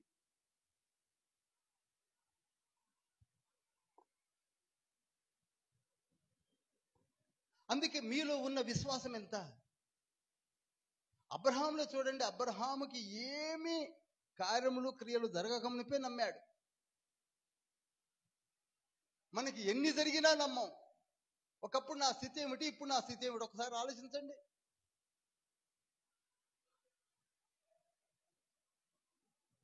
అబ్రహాం ఎప్పుడు వాడండి? క్రీస్తు పూర్వం 2500 సంవత్సరాల వాడు. అతని గురించి రోమపత్రికలో పౌలు గారు రికార్డు చేస్తున్నాడు. రోమపత్రిక 4వ అధ్యాయం 3వ వచనంలో ఏమని? ఆయన దేవుని నమ్మెను, అది అతనికి నీతిగా ఎంచబడను. లేఖనమేమి చెప్పుతున్నది అంటాడు మళ్ళీ.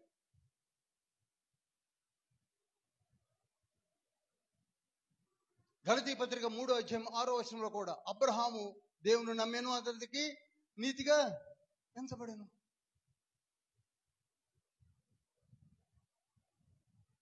యాకోబు పత్రిక 2వ అధ్యాయము 21, 23 వచనాలు మళ్ళీ రికార్డ్ చేస్తున్నాడు. అబ్రహాము ఎవరో కాదు, దేవునికి స్నేహితుడని పిలువబడ్డాడు. క్రియల మూలముగా, ఫెయిత్ మూలముగా, విశ్వాస మూలముగా.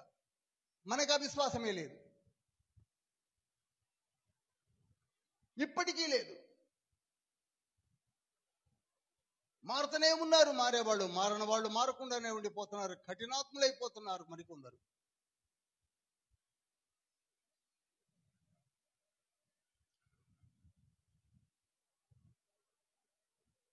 అందుకే విశ్వాసము వైటల్ రోల్ పోషిస్తుంది అని హెబ్రీ పత్రిక 11వ అధ్యాయం 6వ వచనంలో ఉంది. 1 కొరింథీ పత్రిక 13వ అధ్యాయం 13వ వచనంలో ఉంది. విశ్వాసం అనేది మనకి కావాలి. విశ్వాసము లేకుండా ఇంకా ఉన్నారేమో జాగ్రత్త అంటున్నాడు హెబ్రీ పత్రిక 3వ అధ్యాయం 12వ వచనంలో. When there is no faith, nothing could be achieved. సంపాదన ఎందుకు, అక్కడికే వెళ్ళలేము. We cannot get near to the cross.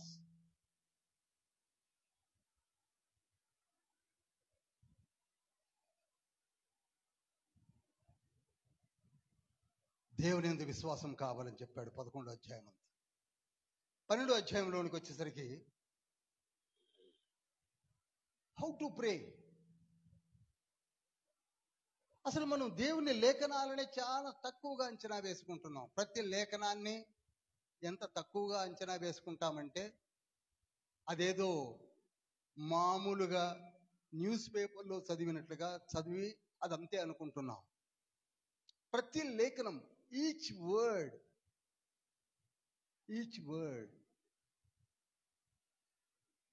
12వ కీర్తన 6వ వచనంలో ఏమని ఉంటుంది? 7 మార్లు పుటము వేయబడినటువంటి లేఖనం అన్నాడు. లేఖనము ఒక్కసారి మనకి వస్తుంది అంటే దాన్ని ఎంత శ్రద్ధగా తండ్రి లిఖింపచేశాడో. ఎవ్రీ వర్డ్ ఏదో కాకతాళీయంగా వచ్చింది కాదు. బంగారము పుటము వేయబడితే ఏ విధంగా స్వచ్ఛమైన బంగారం కనబడుతుందో అంతకంటే స్వచ్ఛమైన లేఖనాలు ఇవి. అటువంటి లేఖనాల్ని మనము చాలా ఈజీగా మాట్లాడుకుంటాం.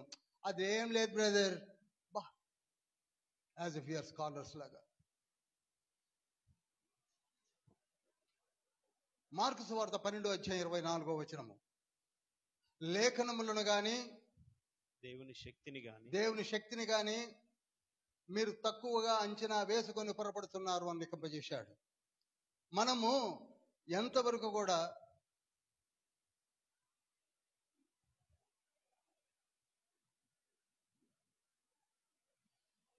లేఖనాన్ని తక్కువగా అంచనా వేస్తున్నాం. జాగ్రత్త అని చెప్పాడు. 30వ వచనంలో అన్నాడు, నీ పూర్ణ హృదయముతో, నీ పూర్ణ మనసుతో, నీ పూర్ణ బలముతో, పూర్ణ వివేకముతో నీ దేవుణ్ణి నువ్వు ప్రేమించాలి, ప్రార్థించాలి.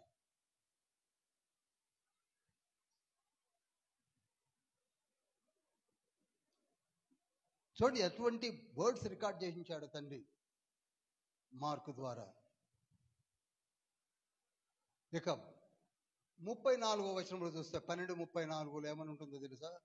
ఓ శాస్త్రి, ఒక శాస్త్రిని పట్టుకున్నాడు. ఓ శాస్త్రి, నీవు చక్కగా చదివావు, గమలీయేల పాదముల యొద్ద నేర్చుకున్నావు, దివ్య జ్ఞానమును, తోరా ధర్మశాస్త్రమును, పెంటుట్యూను నేర్చుకున్నావు, కానీ నీవు దేవుని రాజ్యంలోనికి రావడానికి ప్రయత్నం చేయడం లేదు. ఆనాడు శాస్త్రిని అన్నాడు, నీవు దేవుని రాజ్యమునకు దూరంగా ఉన్నావన్నాడు. ఈనాడు మనం అలానే ఉన్నాం. మారు మనసు పొంది బాప్తీసం తీసుకున్నట్లయితే దేవుని రాజ్యానికి వెలుపల ఉన్నట్లే. మారు మనసు పొంది బాప్తీసం తీసుకున్న వారు ఇక్కడ ఉంటే పొందని వారు ఇక్కడ ఉన్నట్లు.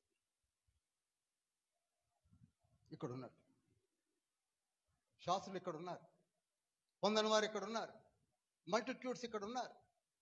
అందుకే మత్తయి సువార్త 11వ అధ్యాయం 2-14 వచనాల్లో అన్న మాటలవి.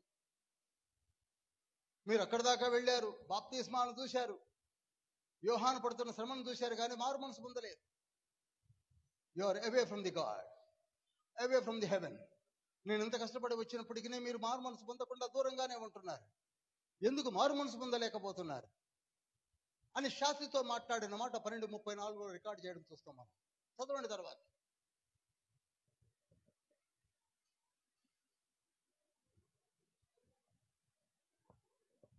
13వ అధ్యాయం,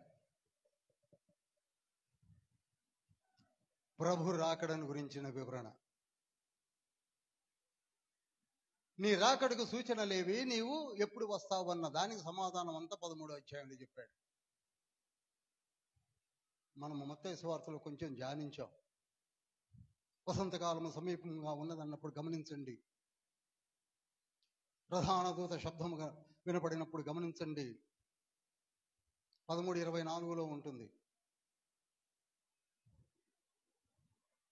24 నుంచి 34 వరకు కూడా రాకడ గురించిన బలమైన వివరణ అక్కడ ఇచ్చాడు. మార్కు సువార్త 13వ అధ్యాయం 24 నుంచి 34 వరకు కూడా. తర్వాత 14వ అధ్యాయంలోనికి వస్తున్నాను. 14వ అధ్యాయంలో లాస్ట్ హోలీ వీక్ లో చివరిగా ఒక సీమోను అనే కుష్ఠరోగి తన ఇంట విందుని ఏర్పాటు చేసినప్పుడు అటెండ్ అవుతాడు బేతనీయలో.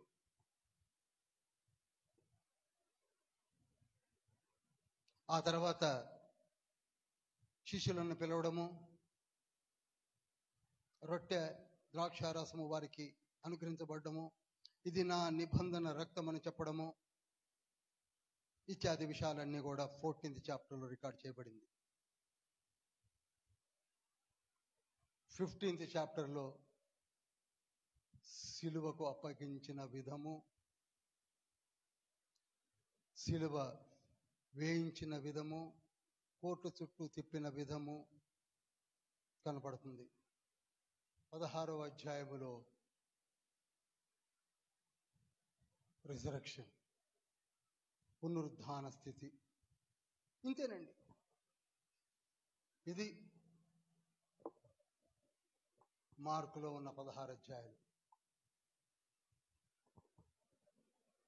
ఎవరైతే మంచి బోధకులుగా మంచి ప్రీచింగ్ చేయాలనుకుంటే ఏ విధంగా చదువుకోవాలి? ప్రతి బుక్కుని దాదాపుగా. It's not hard, it is easy also. కొంచెం మనసు పెడితే చాలు. ప్రతిసారి బైబిల్ స్టడీకి చదువుకొని రండి. నాకు తెలుసు చదువుకోకుండా వచ్చిన వాళ్ళు ఎంతమంది ఉన్నారో నాకు తెలుసు. ఉపయోగం ఉండదండి. నేనేదో చెప్తాను, మీరేదో నోట్ చేసుకుంటారు. సుఖమేంటి? సారం అందాలి కదా.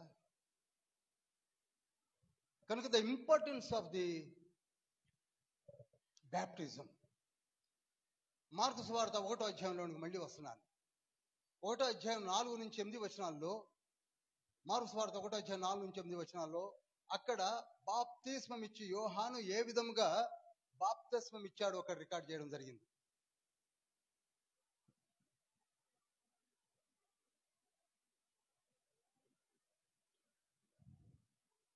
మారు మనసు సంబంధమైన బాప్తిస్మాన్ని యోహాను ఇచ్చాడు. ఆ తర్వాత యేసుక్రీస్తు ప్రభువుల వారు పరిశుద్ధాత్మతో బాప్తిస్మం ఇవ్వడం గురించిన వివరణ మార్కు రికార్డ్ చేశాడు. యోహాను అంటున్నాడు కదా, నేను నీళ్లతో బాప్తిస్మం ఇచ్చితిని, కానీ ఆయన పరిశుద్ధాత్మతోనూ అగ్నితోనూ మీకు బాప్తిస్మం ఇచ్చునని యోహాను ప్రకటించుతున్నాడు. దీన్ని మనం మర్చిపోయాం. మారు మనసు పొందాం బ్రదర్, బాప్తిజం తీసుకున్నాం బ్రదర్ అనుకుంటున్నాం, కానీ we have totally forgotten about the Holy Spirit God.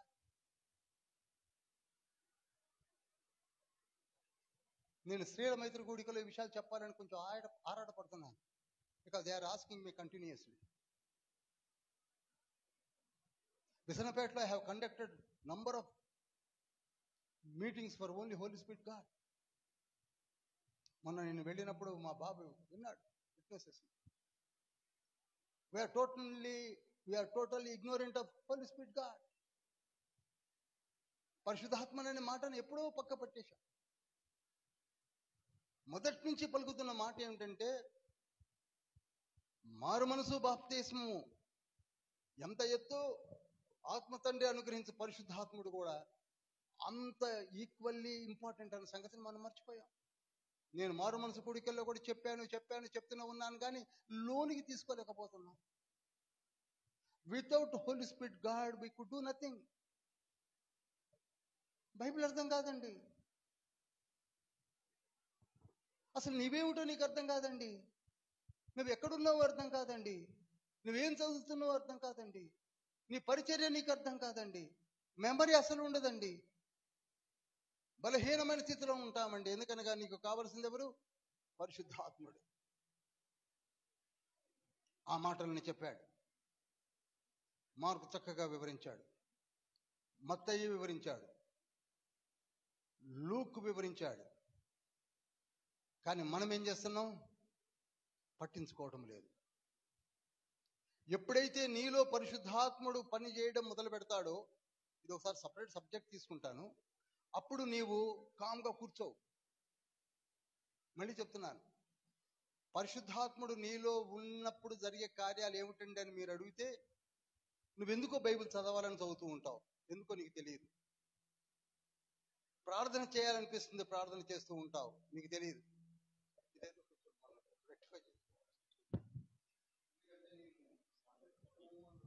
Mic అన్న మారుద్దాం దయచేసి. ఇదివరకు మైక్ హమ్మింగ్ వచ్చేది కాదు మరి. Okay okay okay okay okay, no problem. ఇప్పుడు డిస్టర్బ్ అవ్వద్దు. రైట్. అయితే ఎక్కడున్నాను?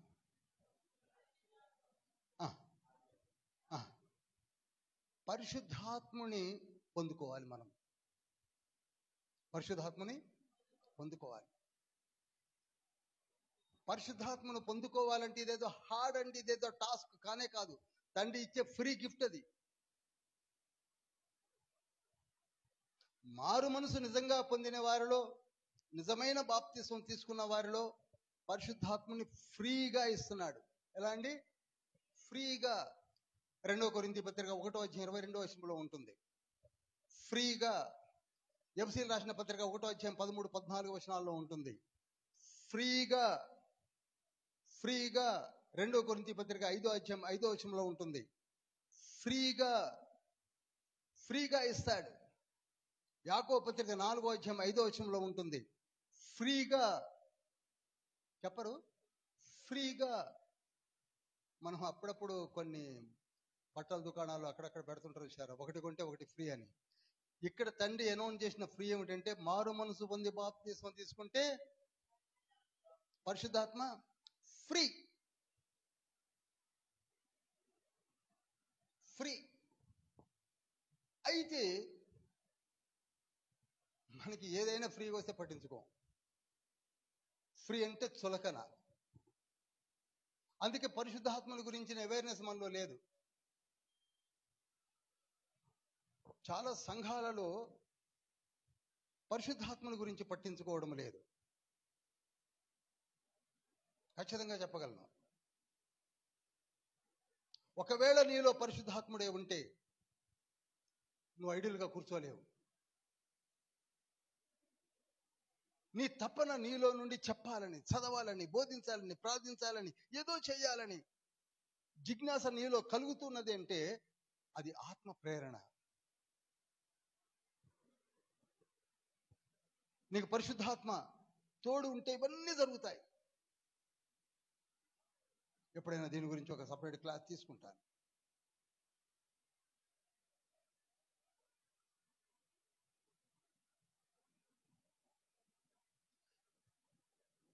నీవు ఎప్పుడైతే ఆత్మచేత సంధించబడతావో సర్వ సృష్టికి వెళ్ళి సువార్తను ప్రకటిస్తావు.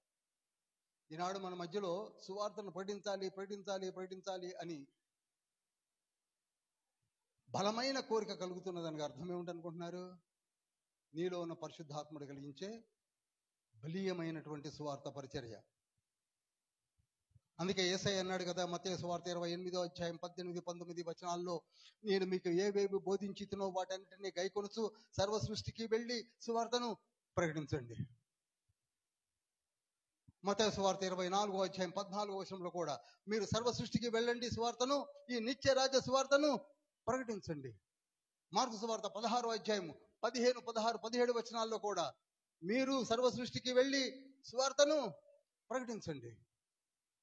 Because you have been given powers. Power.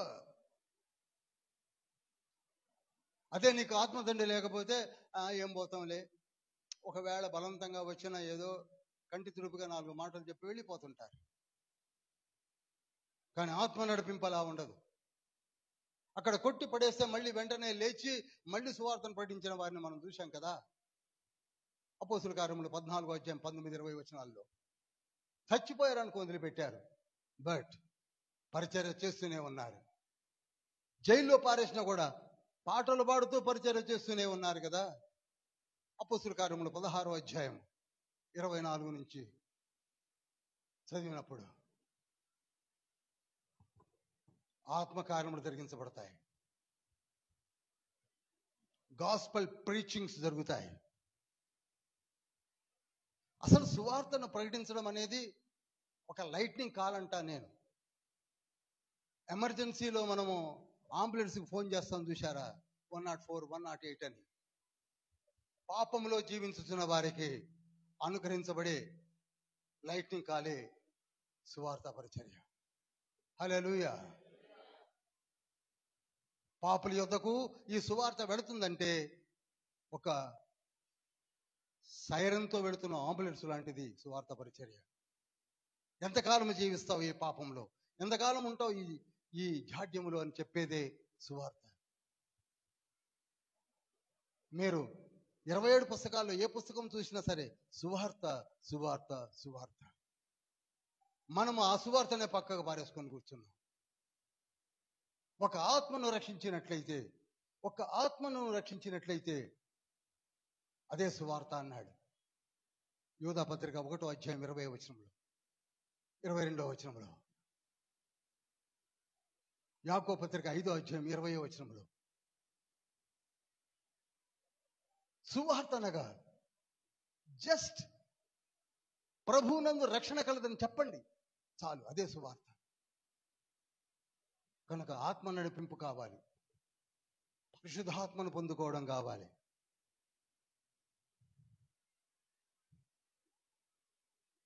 అందుకే యేసయ్య మీ వల్ల కాదు, మనంతటకు మనం పోయి చెప్పడం మన వల్ల కాదు.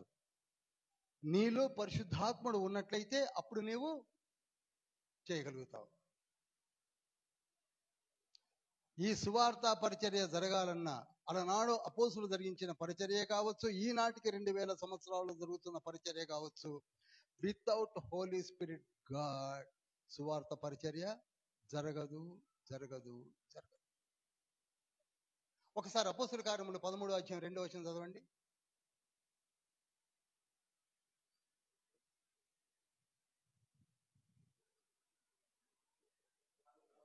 సేవించుచు ఉపవాసము చేయుచుండగా పరిశుద్ధాత్మ నేను బర్నబాను సౌలును పిలిచిన పని కొరకు వారిని నాకు ప్రత్యేకపరచుడని వారితో చెప్పెను. చూడండి, ఉపవాసం ఉండి ఒక 5గురు అక్కడ ప్రార్థన చేస్తున్నారు. 5గురే ఉపవాసం ఉండి, అందులో బర్నబా ఉన్నాడు, సౌలు అనే పౌలు కూడా ఉన్నాడు. అప్పుడు వారి మధ్య నిలబడింది ఎవరు అనుకుంటున్నారు? పరిశుద్ధాత్ముడు, యేసయ్య కాదు. మళ్ళీ ఒకసారి చదవండి పాస్టర్ గారు.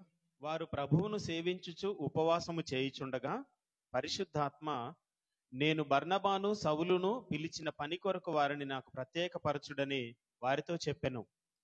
నా కొరకు ప్రత్యేకపరచమని పరిశుద్ధాత్ముడు మాట్లాడుతున్నాడు వారితో.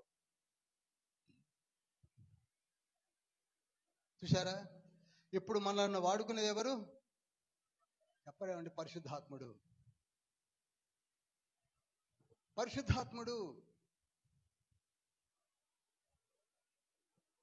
మర్చిపోకండి ద వైటల్ రోల్, పరిశుద్ధాత్ముడు.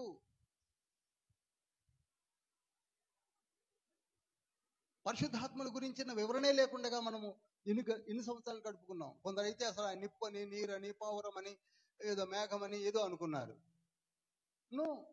ఆయన ఆయన ఆయన ఆయన అని యేసయ్య ఎన్నో మార్లు యోహాను సువార్తలో నేను మీకు వివరిస్తాను.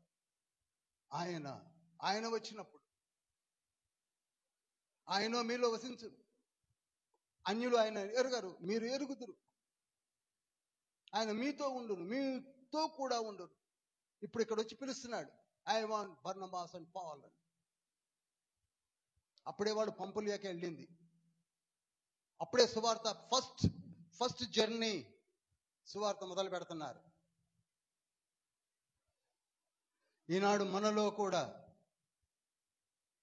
ఆత్మపూర్ణులై ప్రార్థన చేయడం మొదలుపెట్టినప్పుడు ఆత్మను గురించినటువంటి అవేర్నెస్ ను పొందుకోగలిగినాడు నిన్ను తండ్రి వాడుకుంటాడు. హల్లెలూయా, హల్లెలూయా, హల్లెలూయా.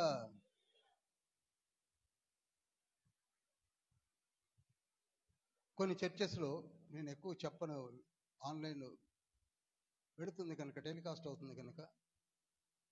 ఏమండి, మా చర్చిలో మా పాస్టర్ గారు ఎప్పుడు పరిశుద్ధాత్మ గురించి చెప్పలేదు.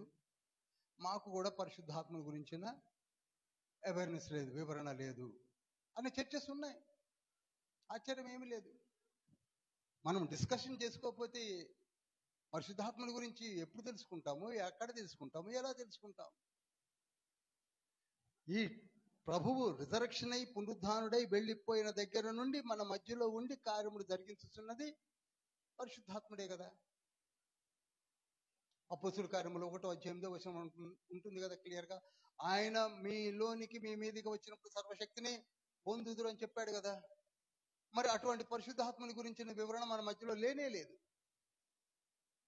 ఇంకా మీకు అర్థమయ్యే రీతిలో చెప్తాను.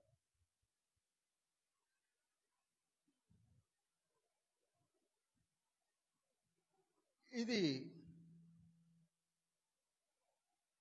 జోర్డాన్ రివర్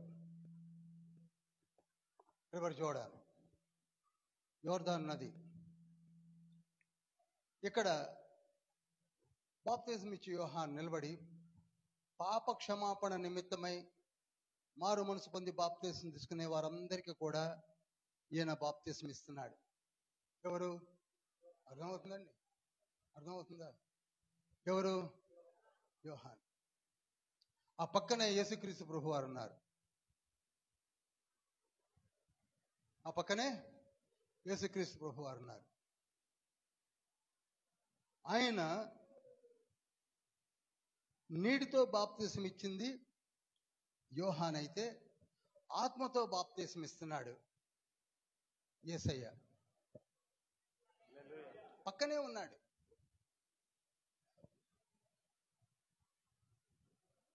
నీటితో బాప్తిస్మము పొంది నిజముగా మా బాప్తిస్మం మారు మనసు పొందిన వారు ఎప్పుడైతే బయటకు వస్తున్నారో, తండ్రికి తెలుసు కనుక, అందరు ఆత్మను ఎరిగిన వాడు కనుక, యోహాను సువార్త 2:24 ప్రకారంగా వెంటనే ఏమిస్తున్నాడు?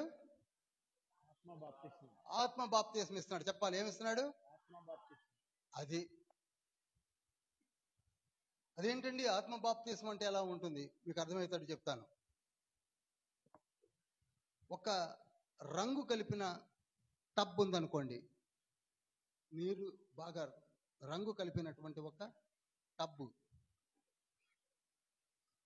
పాత్ర ఉందనుకోండి, అందులో ఒక గుడ్డను వేసినప్పుడు, ముంచి మనము లేపినప్పుడు, అది ఏ రంగు గుడ్డ అయినా సరే, తెల్ల రంగే అనుకుందాం, వెంటనే ఆ గుడ్డ ఆ రంగును పీల్చుకొని ఆ రంగును పోలి ఉంటుంది. అర్థమైంది కదండి? ఇంతవరకు అర్థమైంది కదా? మనము ఒక రంగు టబ్బులో తెల్లని గుడ్డ వేసి ముంచి పైకి తీసినప్పుడు ఏమవుతుంది? రంగు గుడ్డను పీల్చుకుంటుంది. అనగా ఇక్కడ ఈ గుడ్డ ఆ రంగును పీల్చుకుంటుంది. అదేవిధంగా మన హృదయం కూడా పరిశుద్ధాత్మను అంగీకరించి తీసుకుంటుంది. మన హృదయం కూడా పరిశుద్ధాత్మను గైకుంటుంది. నిజమైన మారు మనసు బాప్తిస్మం లేకున్న వారికి అసలు ఆ పరిశుద్ధాత్మ అభిషేకమే జరగదు. అప్పుడు ఆ తెల్లని గుడ్డకు ఆ రంగు పూర్తిగా అద్దకము జరిగి ఆ రంగే కనపడుతూ ఉంటుంది. ఎర్ర రంగు అనుకోండి, ఎర్రగా కనపడుతూ ఉంటుంది. ఆ రంగు యొక్క గుణ లక్షణాలన్నీ ఆ గుడ్డకు వచ్చేస్తాయి. ఆ రంగు యొక్క వాసన కూడా ఆ గుడ్డకు వస్తుంది. ఆ రంగు ఎలా ఉన్నదో అదే విధంగా ఆ ముంచిన గుడ్డకు రంగు, వాసన, లక్షణాలన్నీ వచ్చేస్తాయి. ఇన్ ది సేమ్ మేనర్ పరిశుద్ధాత్మలో నీవు అభిషేకము పొందినప్పుడు పరిశుద్ధాత్మ గుణ లక్షణాలన్నీ నీకు వస్తాయి. అర్థమైంది అనుకుంటున్నాను. అందుకే దాన్ని ఫ్రూట్ అన్నాడు తండ్రి. గలతీయులకు రాసిన పత్రిక 5:22 అనగా ఆ ఆత్మ తండ్రికి ఉన్నటువంటి ఆ లక్షణాలన్నీ కూడా అందులో మునిగిన వానికి వచ్చేస్తాయి. ప్రేమ, సంతోషము, సమాధానం, దీర్ఘశాంతము, దయాళత్వము, మంచితనం, విశ్వాసం, సాత్వికము, ఏవో చెప్తుంటాం కదా, సెల్ఫ్ కంట్రోల్, మీక్నెస్, అన్నీ వచ్చేస్తాయి. ఎందుకనగా ఒక తెల్లని గుడ్డను రంగులో ముంచినప్పుడు ఏ విధంగా అయితే అబ్జర్వ్ చేసుకుందో, అదే విధంగా యేసయ్య నీకు పరిశుద్ధాత్మను ఇచ్చినప్పుడు ఆ ఆత్మ గుణ లక్షణాలన్నీ నీలోనికి అర్థమవుతుందండి.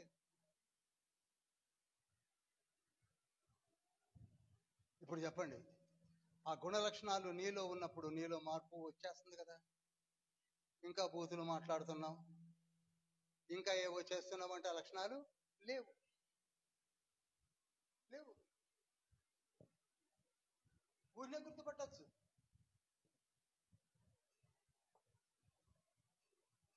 తెల్లగుడ్డను రంగులో ముంచి లేపితే తెల్లగానే ఉందంటే ఉన్నట్టండి. ఏం లేదు. నేను ఆత్మను పొందుకున్న బ్రదర్, ఏది మరి పొందుకుంటే ఎక్కడున్నావు, ఏం చదువుతున్నావు, ఏం చేస్తున్నావు, ఎలా ఉన్నావు, నీ స్థితి ఏమిటి, నీ పవర్ ఏది?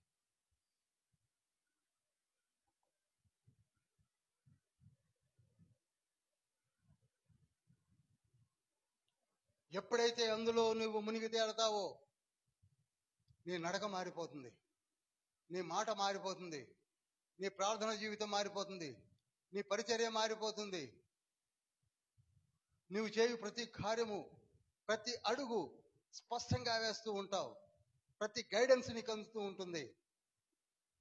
యెషయా గ్రంథం 30:21 ప్రకారంగా ప్రతి విషయం నీకు అందుబాటులోకి వస్తుంది. ప్రతిదీ నువ్వు వివేచిస్తావు. 1 కొరింథీ పత్రిక 2:15 ప్రకారంగా నీవుగా ఉండవు, నీవు ఆత్మచేత నడిపించబడుతూ ఉంటావు.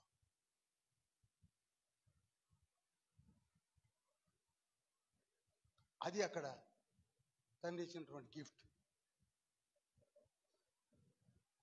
మత్తయిలో లిఖించాడు, అక్కడ చెప్పలేదు. మార్కులో లిఖించాడు, ఇక్కడ చెప్తున్నాను. లూకాలో కూడా 3వ అధ్యాయంలో ఉంటుంది, అక్కడ నేను చెప్పను, ఇక్కడ నేను చెప్పేస్తున్నాను. Without Holi spirit God you could achieve nothing. మనమే కాము.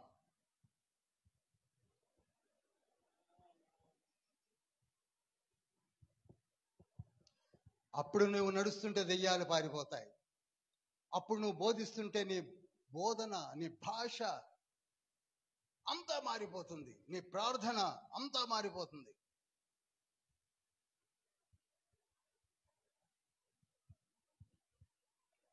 మనతో చక్కటి స్థితిలో మనలో ఉండి నడిపించే ఆత్మ తండ్రిని మనము పొందుకోవాలి. ఇక్కడ చాలా మోసాలు జరుగుతున్నాయండి, అదే వచ్చింది ప్రాబ్లం. నేను కూడా 1998 ఆగస్టులో పవర్ మినిస్ట్రీకి వెళ్ళాను. కొంచెం చెప్పి పక్కకి వెళ్తాను నేను. అప్పుడే మారు మనసు పొందింది ఏప్రిల్ 20న. 98 ఆగస్టులో తండ్రి ప్రేమించి నన్ను పవర్ మినిస్ట్రీకి అర్హతనిచ్చాడు, వెళ్ళాను. అక్కడ అందరూ మధ్యాహ్నము సాధు జబరాజు గారు ప్రేయర్ చేస్తుంటే అందరూ 2 చేతులు పైకెత్తి గంతులు వేసుకుంటూ అన్య భాషలు మాట్లాడుకుంటూ ఊగిపోవడం నేను చూశాను. అరే, నాకేమీ లేదు, ఇదేంటి మీరందరూ అన్య భాషలు మాట్లాడుతున్నారు?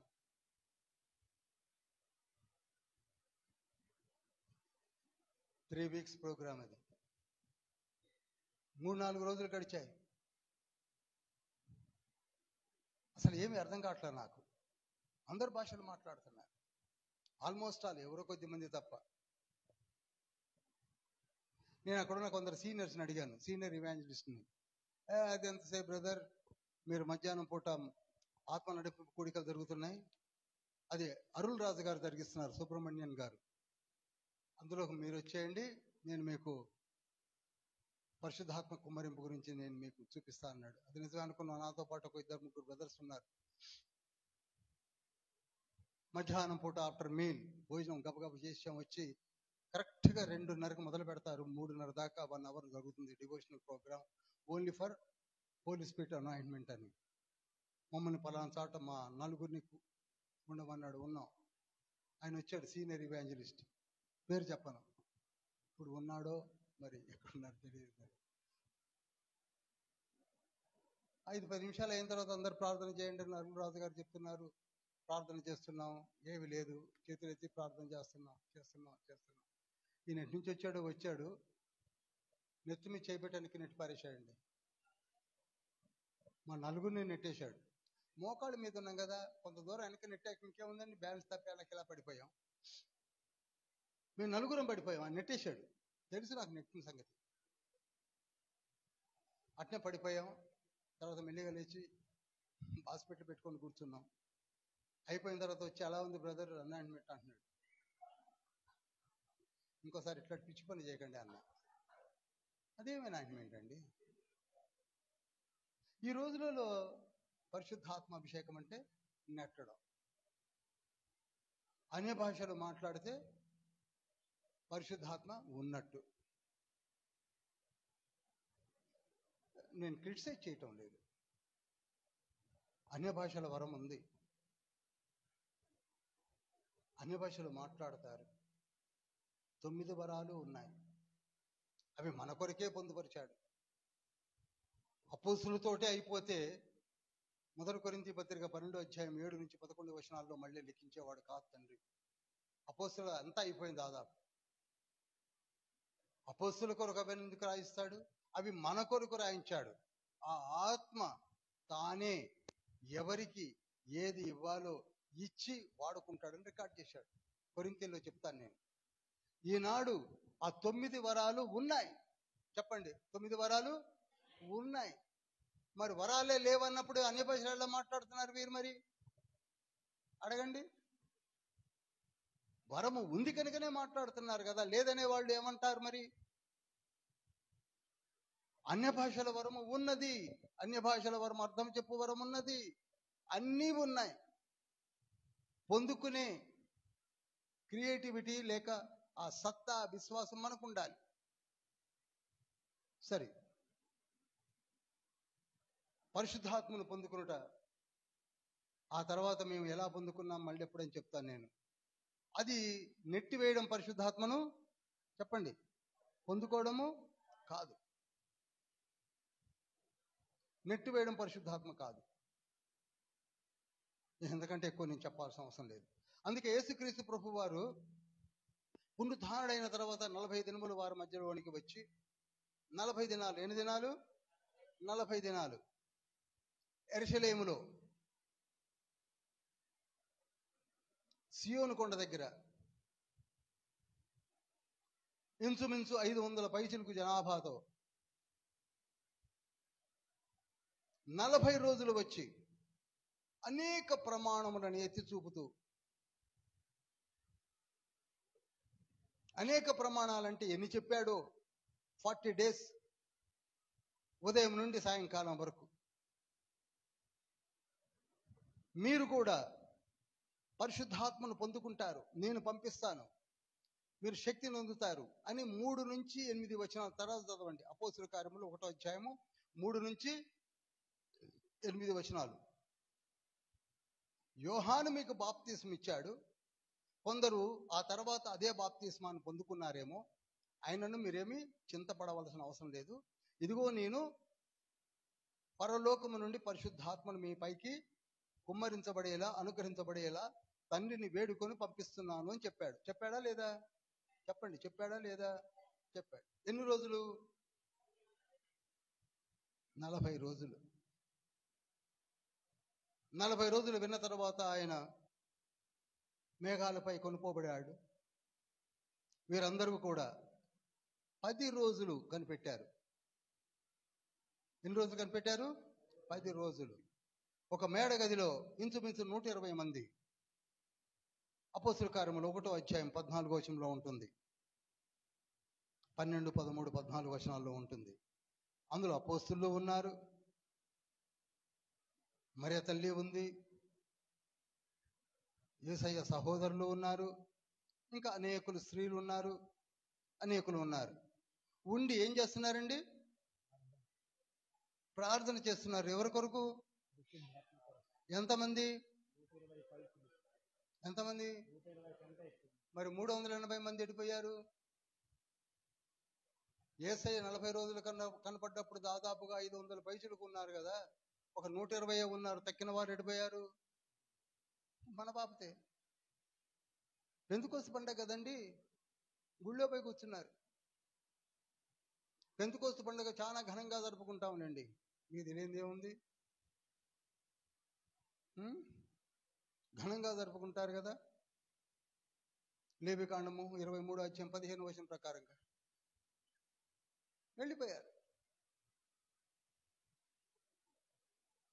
40 రోజులు చెప్పి చెప్పి యేసయ్య కనిపెట్టండి, మీ కొరకు నేను పరిశుద్ధాత్మను పంపిస్తాను. If he saith he do it. చెప్పాడా జరుగుతుంది. ఆయన చెప్పాడంటే జరుగుతుంది. 10 రోజులు గడిచిందో లేదో ఒక 120 మందే పట్టించుకున్నారు. సేమ్ సిచ్యువేషన్ ఈ రోజు కూడా. చెప్పేవాళ్ళేరి, వినేవాళ్ళేరి. ఒక్క 120 మంది కూర్చున్నారు. తత్మ వాళ్ళందరూ పండగల్లో కలిసిపోయారు. అపోస్తుల కాలం 2:1-13 ఉంటుంది. అప్పుడు పరిశుద్ధాత్ముడు వారిపైన ఒక్కొక్కరిపైన వరాలగా, అది మళ్ళీ ఎప్పుడేం చెప్తాను, అపోస్తుల కార్యంలో చెప్తాను. మనం చాలా వరకు ఏదో ఒక బీమ్ లాగా, ఒక స్తంభం లాగా, లేదా మేఘము కమ్మినట్లుగా కాదు, ఒక్కొక్కరి తెలిపైన ఇండివిజువల్గా అని ఉంటుంది. అప్పుడు ఎక్స్ప్లెయిన్ చేస్తాను. ఇప్పుడు కూడా మన పైన పరిశుద్ధాత్ముడు ప్రత్యేకంగా ఎవరికి కావలసిన వారికి ఏవి కావాలో వాటిని ఇండివిజువల్గా ఇస్తాడు. హల్లెలూయా. ఇండివిజువల్గా ఇస్తాడు. నీకే వరం కావాలో, నీకే వరం కావాలో, నీకే వరం కావాలో, నీకే వరం కావాలో, నీకే వరం కావాలో, నీ అభీష్టము మేరకు ఆ వరాన్ని ఇచ్చి, అడిషనల్గా ఇచ్చి నేను వాడుకుంటాడు.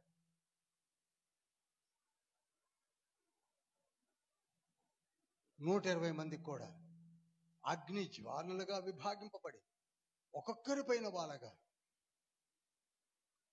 అటువంటి పరిశుద్ధాత్మ తండ్రిని అసలు మనం ఏమాత్రం కూడా అకౌంటబిలిటీలోకి తీసుకోలేకపోతున్నాం.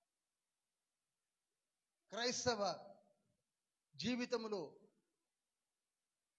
పరిపూర్ణత పరిశుద్ధాత్మ.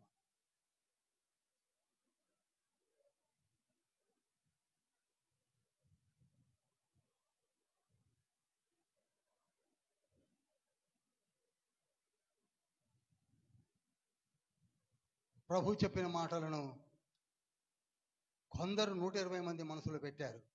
మరి ఈనాడు మనం ఎంతమంది మనసులో పెట్టుకుంటున్నాం చెప్పండి? సిలువలో వేలాడి 40 దినములు మన మధ్య ఉండి, వారి మధ్య ఉండి చెప్పిన యేసయ్య మాటలు నిజములు, real. Those words are real. Jesus is real. Cross is real. Resurrection is real. His word is real. His verdict is real. Everything is real. కానీ మనం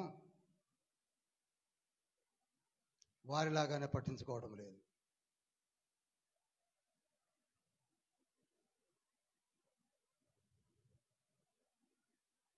మీరు అనొచ్చు, అదేమిటండి మరి మనలో కొందరికి ఎందుకు రావడం లేదు?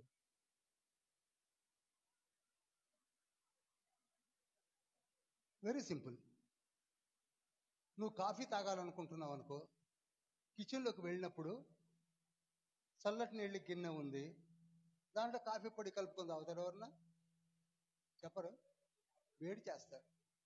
ఏం చేస్తారు? నీవు మండాలి అగ్నితో.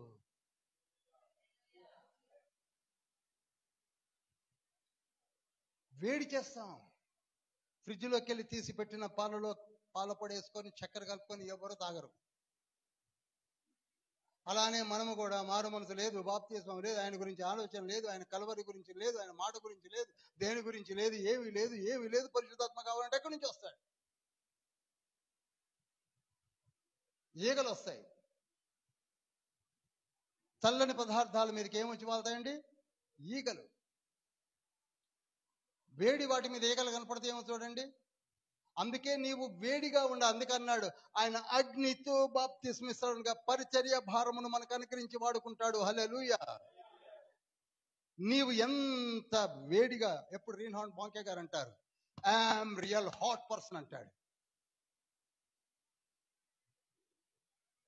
అసలు కొందరు అరుణ్ రాజు గారిది ఎప్పుడు మీరు వెళ్ళే ఆయన బక్కగా రిబిట్లాగా ఉంటాడు, అసలు పరిశుద్ధ స్థలంలో ఎగురుతూ ఉంటాడు. Power of anointment. Kathryn Kuhlman గారు, ఆవిడ మీరు చూడండి, అసలు మనం ఎక్కడున్నామో మనకి తెలియదు. ఎంతకాలం ఏదో 4 మాటలు చెప్పుకొని 4 జీవితాలు జీవించడానికి కాదు మనల్ని ఏర్పరచుకున్న తండ్రి.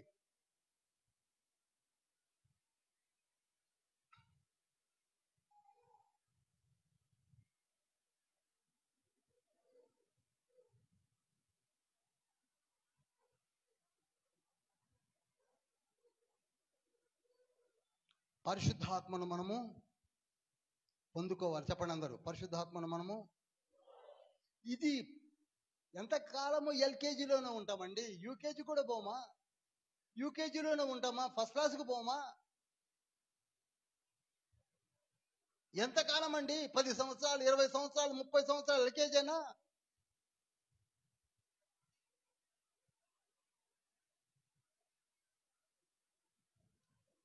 పరిశుద్ధాత్మ నాకు కావాలి అనే తపన మీకు ఎప్పుడు వస్తుంది? మనకి ఎప్పుడు వస్తుంది?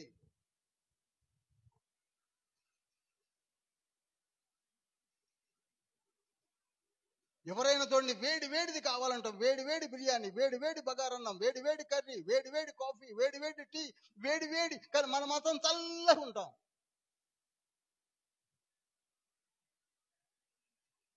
God requires hot preachers, not cool preachers.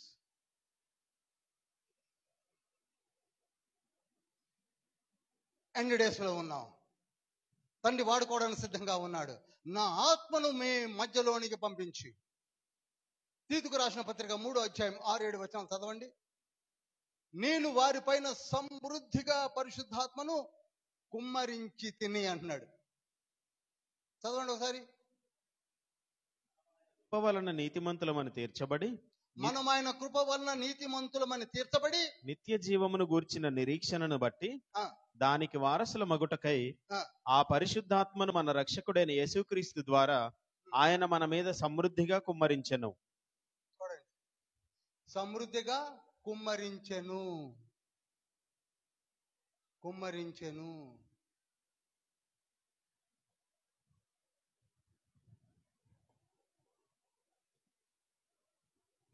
అనంతమైన సబ్జెక్ట్.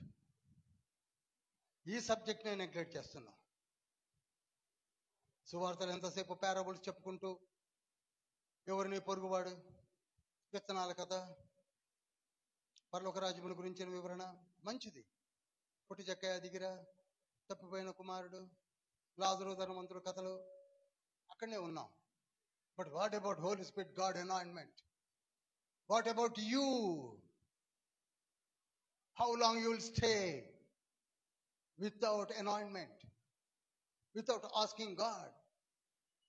అడుగుడి మీకు ఇయ్యబడును అని తండ్రి మత్తయి సువార్త 7వ అధ్యాయము 7వ వచనంలో అన్నాడు కదా. కనుక మనం పరిశుద్ధాత్మను కావాలని ఎప్పుడైనా రాత్రులు మోకాడు అని అడిగారా? ఫస్ట్ వర్డ్ అడిగారా? పరిశుద్ధాత్మ తండ్రి నాకు ఇవ్వు యేసయ్యా, నాకు ఇవ్వు యేసయ్యా అని అడిగామా? అడిగామా? అడిగినట్లయితే లూకాసు వార్త 11వ అధ్యాయం 13వ వచనంలో అడుగు వారికి నిశ్చయముగా నేను పరిశుద్ధాత్మను అనుగ్రహించేదను అన్నాడు.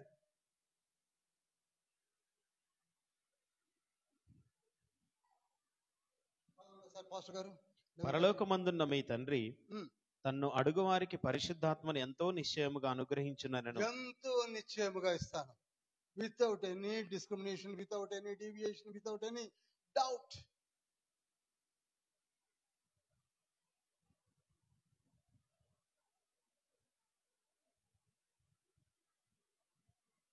లాస్ట్ 15 minutes క్లోజ్ చేస్తున్నాను.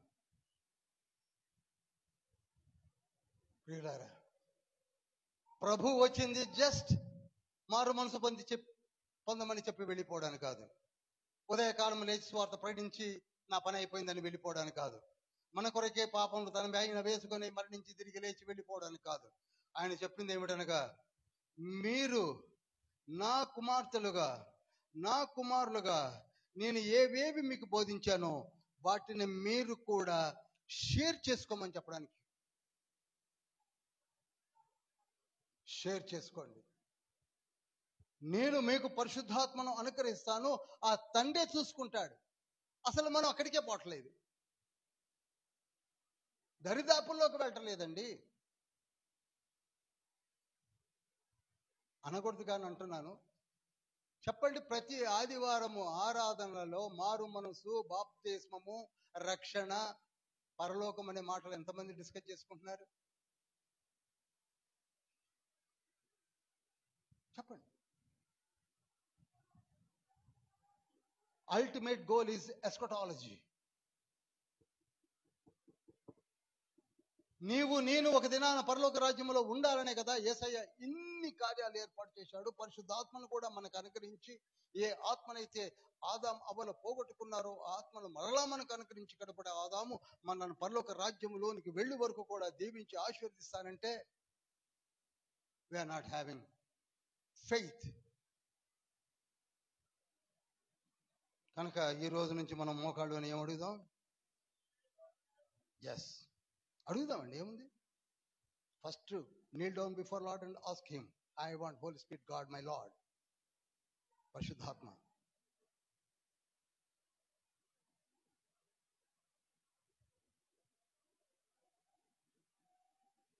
ఎన్నో అద్భుతమైన కార్యాలు చేశాడు, స్వస్థతలు చేశాడు, అద్భుతమైనటువంటి పరలోక రాజ్య మర్మాలు చెప్పాడు, విశదీకరించాడు. దానికి తోడుగా ఒక చిన్న రిక్వెస్ట్ మన ముందు ఉంచింది, ఏమిటంటే ఈ సువార్తను అందరికీ చెప్పండి. ఇప్పుడు 5వ అధ్యాయంలోనికి వస్తాను. జస్ట్ 12 minutes క్లోజ్ చేస్తాను. 5వ అధ్యాయంలో 1-2 వచనాలు చదువుదామా? వారా సముద్రమునకు అద్దరినున్న గెరాసేనుల దేశమునకు వచ్చిరి. ఆయన దోణి దిగగానే అపవిత్రాత్మ పట్టిన వాడొకడు సమాధులలో నుండి వచ్చి ఆయనకు ఎదురుపడెను. మరొక మారు. వారా సముద్రమునకు అద్దరినున్న గెరాసేనుల దేశమునకు వచ్చిరి. ఆయన దోణి దిగగానే అపవిత్రాత్మ పట్టిన వాడొకడు సమాధులలో నుండి వచ్చి ఆయనకు ఎదురుపడెను. చూడండి, యేసయ్య జస్ట్ సముద్రము నుండి దిగి బయటకు వచ్చాడు. ఆ పట్టణము లేక దేశము పేరు గెరాసేనుల దేశము.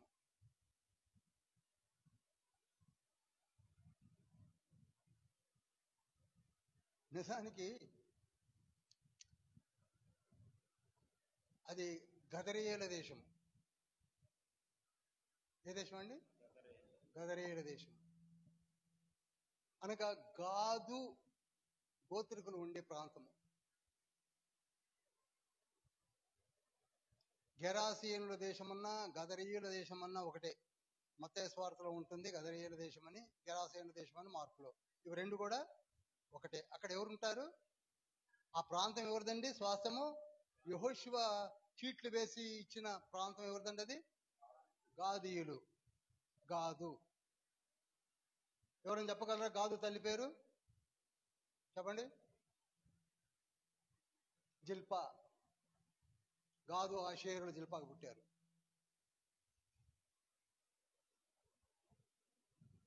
No doubt. జిల్పా గాదు ఆషేరులు పుట్టారు. రాసుకోండి. ఆగిపోయిందా? కనుక ఆ గాదు ప్రాంతంలో ఎవరుంటున్నారు? గదరేయుల దేశంలో గాదీయులు కూర్చున్నారు. అనకూడదు కానీ బేతేలును గాదును ఎనఫ్గా పాడు చేసింది యారోబాము రాజు, ఫస్ట్ కింగ్. ఇజ్రాయెల్ మొట్టమొదటి రాజు పేరు ఏం పేరండి? యారోబాము. ఇతను ఏం చేశాడు? బేతేలులోను గాదులోను ఒక 2 బంగారు దూడలను పెట్టి, వాళ్ళకు ఒక యాజకుల్ని పెట్టి, ఈయనే దేవుడు దేవత అని చెప్పి ఏం చేశాడు? మొక్కించాడు. ఆ తర్వాత దాను ప్రాంతం అండి, దాను ప్రాంతములు పెట్టించాడు. దాను బేతేల్లో. ఆ కింద ప్రాంతమే గదరేయులు దేశము. వీరందరూ కలిసి అన్య దేవతలమయమైపోయారు. ఏమయ్యారు? ఇజ్రాయేలీల దేవుడైన యెహోవా తండ్రిని వదిలిపెట్టి అన్య దేవతలమయమైపోయారు. మరి ముఖ్యంగా ఏ వంశీయులు? గాదీయులు. ఈ గాదీయులు అతి శ్రేష్టమైన వ్యాపారం మొదలుపెట్టారు, పందుల వ్యాపారం.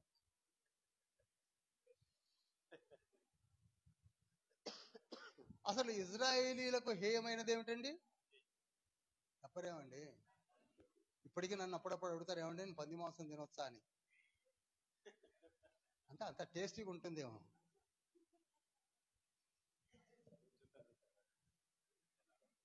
ఏకంగా వీళ్ళు అసలు వ్యాపారమే పెట్టారు. ఆ రోజులలో పందులకున్న పందులకున్న మాంసం యొక్క డిమాండ్ ఇంత అంత కాదు.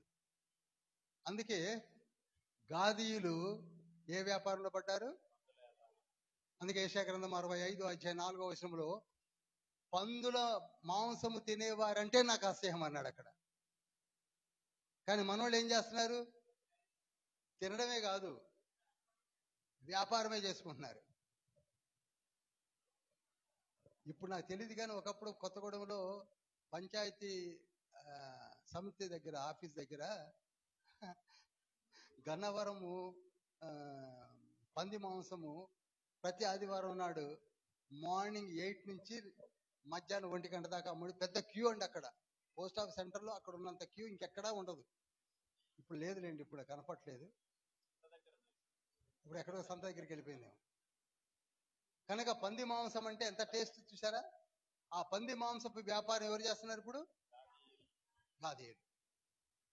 అందుకే అక్కడ 2000 పందులు ఒకేసారి చనిపోయేసరికి యేసయ్య నువ్వు అసలు మా ప్రాంతాన్ని వదిలిపెట్టమంటున్నారు.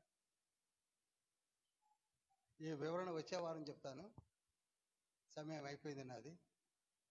మన జీవితాలు కూడా ఆదివారం నాడు గుడి కంటే ఎక్కువగా మాంసం కొట్టు దగ్గర క్యూ, చికెన్ కొట్టు దగ్గర క్యూ, గన్నవరం దగ్గర క్యూ, సంత దగ్గర క్యూ.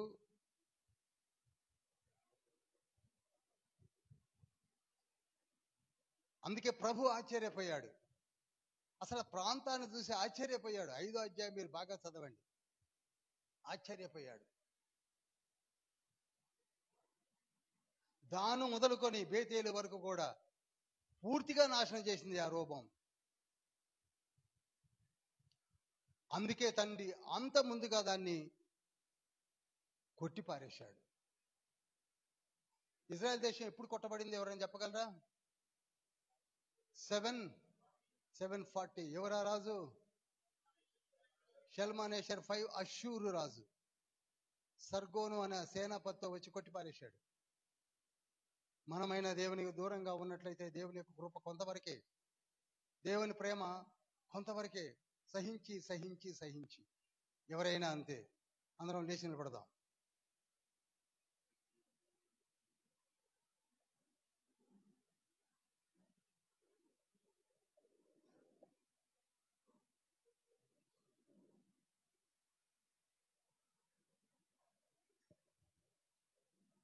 రెండు చేతులు పైకెత్తుదాం.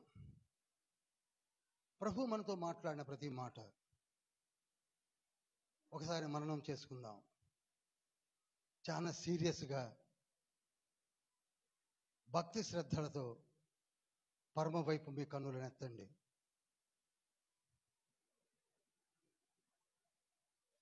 గంటన్నర తండ్రి మనతో మాట్లాడుతూనే ఉన్నాడు. పరిశుద్ధుడైన ప్రభువే మన మధ్యలో మాట్లాడాడు. మార్కు అనే ఒక యవనస్తుని ఏర్పరచుకొని మార్కు అనే సువార్త ద్వారా మాట్లాడాడు.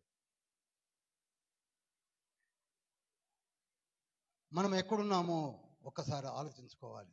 Wear we are. ఏం ఆలోచిస్తున్నామో ఆలోచించుకోండి. ఒక్కసారి నీ కుటుంబాన్ని జ్ఞాపకం చేసుకో. నీ భార్య విషయమై, నీ భర్త విషయమై, నీ పిల్లల విషయమై జ్ఞాపకం చేసుకో. మనం మంచి కావాలని కోరుకుంటున్నాం, మంచిది.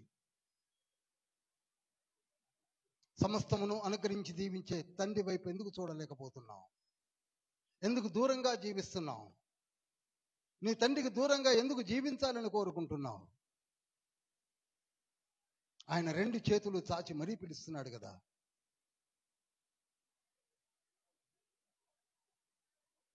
నా ప్రియ కుమార్తె, నా ప్రియ కుమారుడా, నీవు నాకు కావాలి. నిన్ను సృజించినది నేను, నీలో ఆడుతున్న ఊపిరి నాది, నీ పోలిక నీ రూపము నాది, అమూల్యమ రక్తం చేత కడిగాను నా రక్తము, నొసటను ముద్ర వేశాను నా ముద్ర. కానీ మీరు ఎందుకు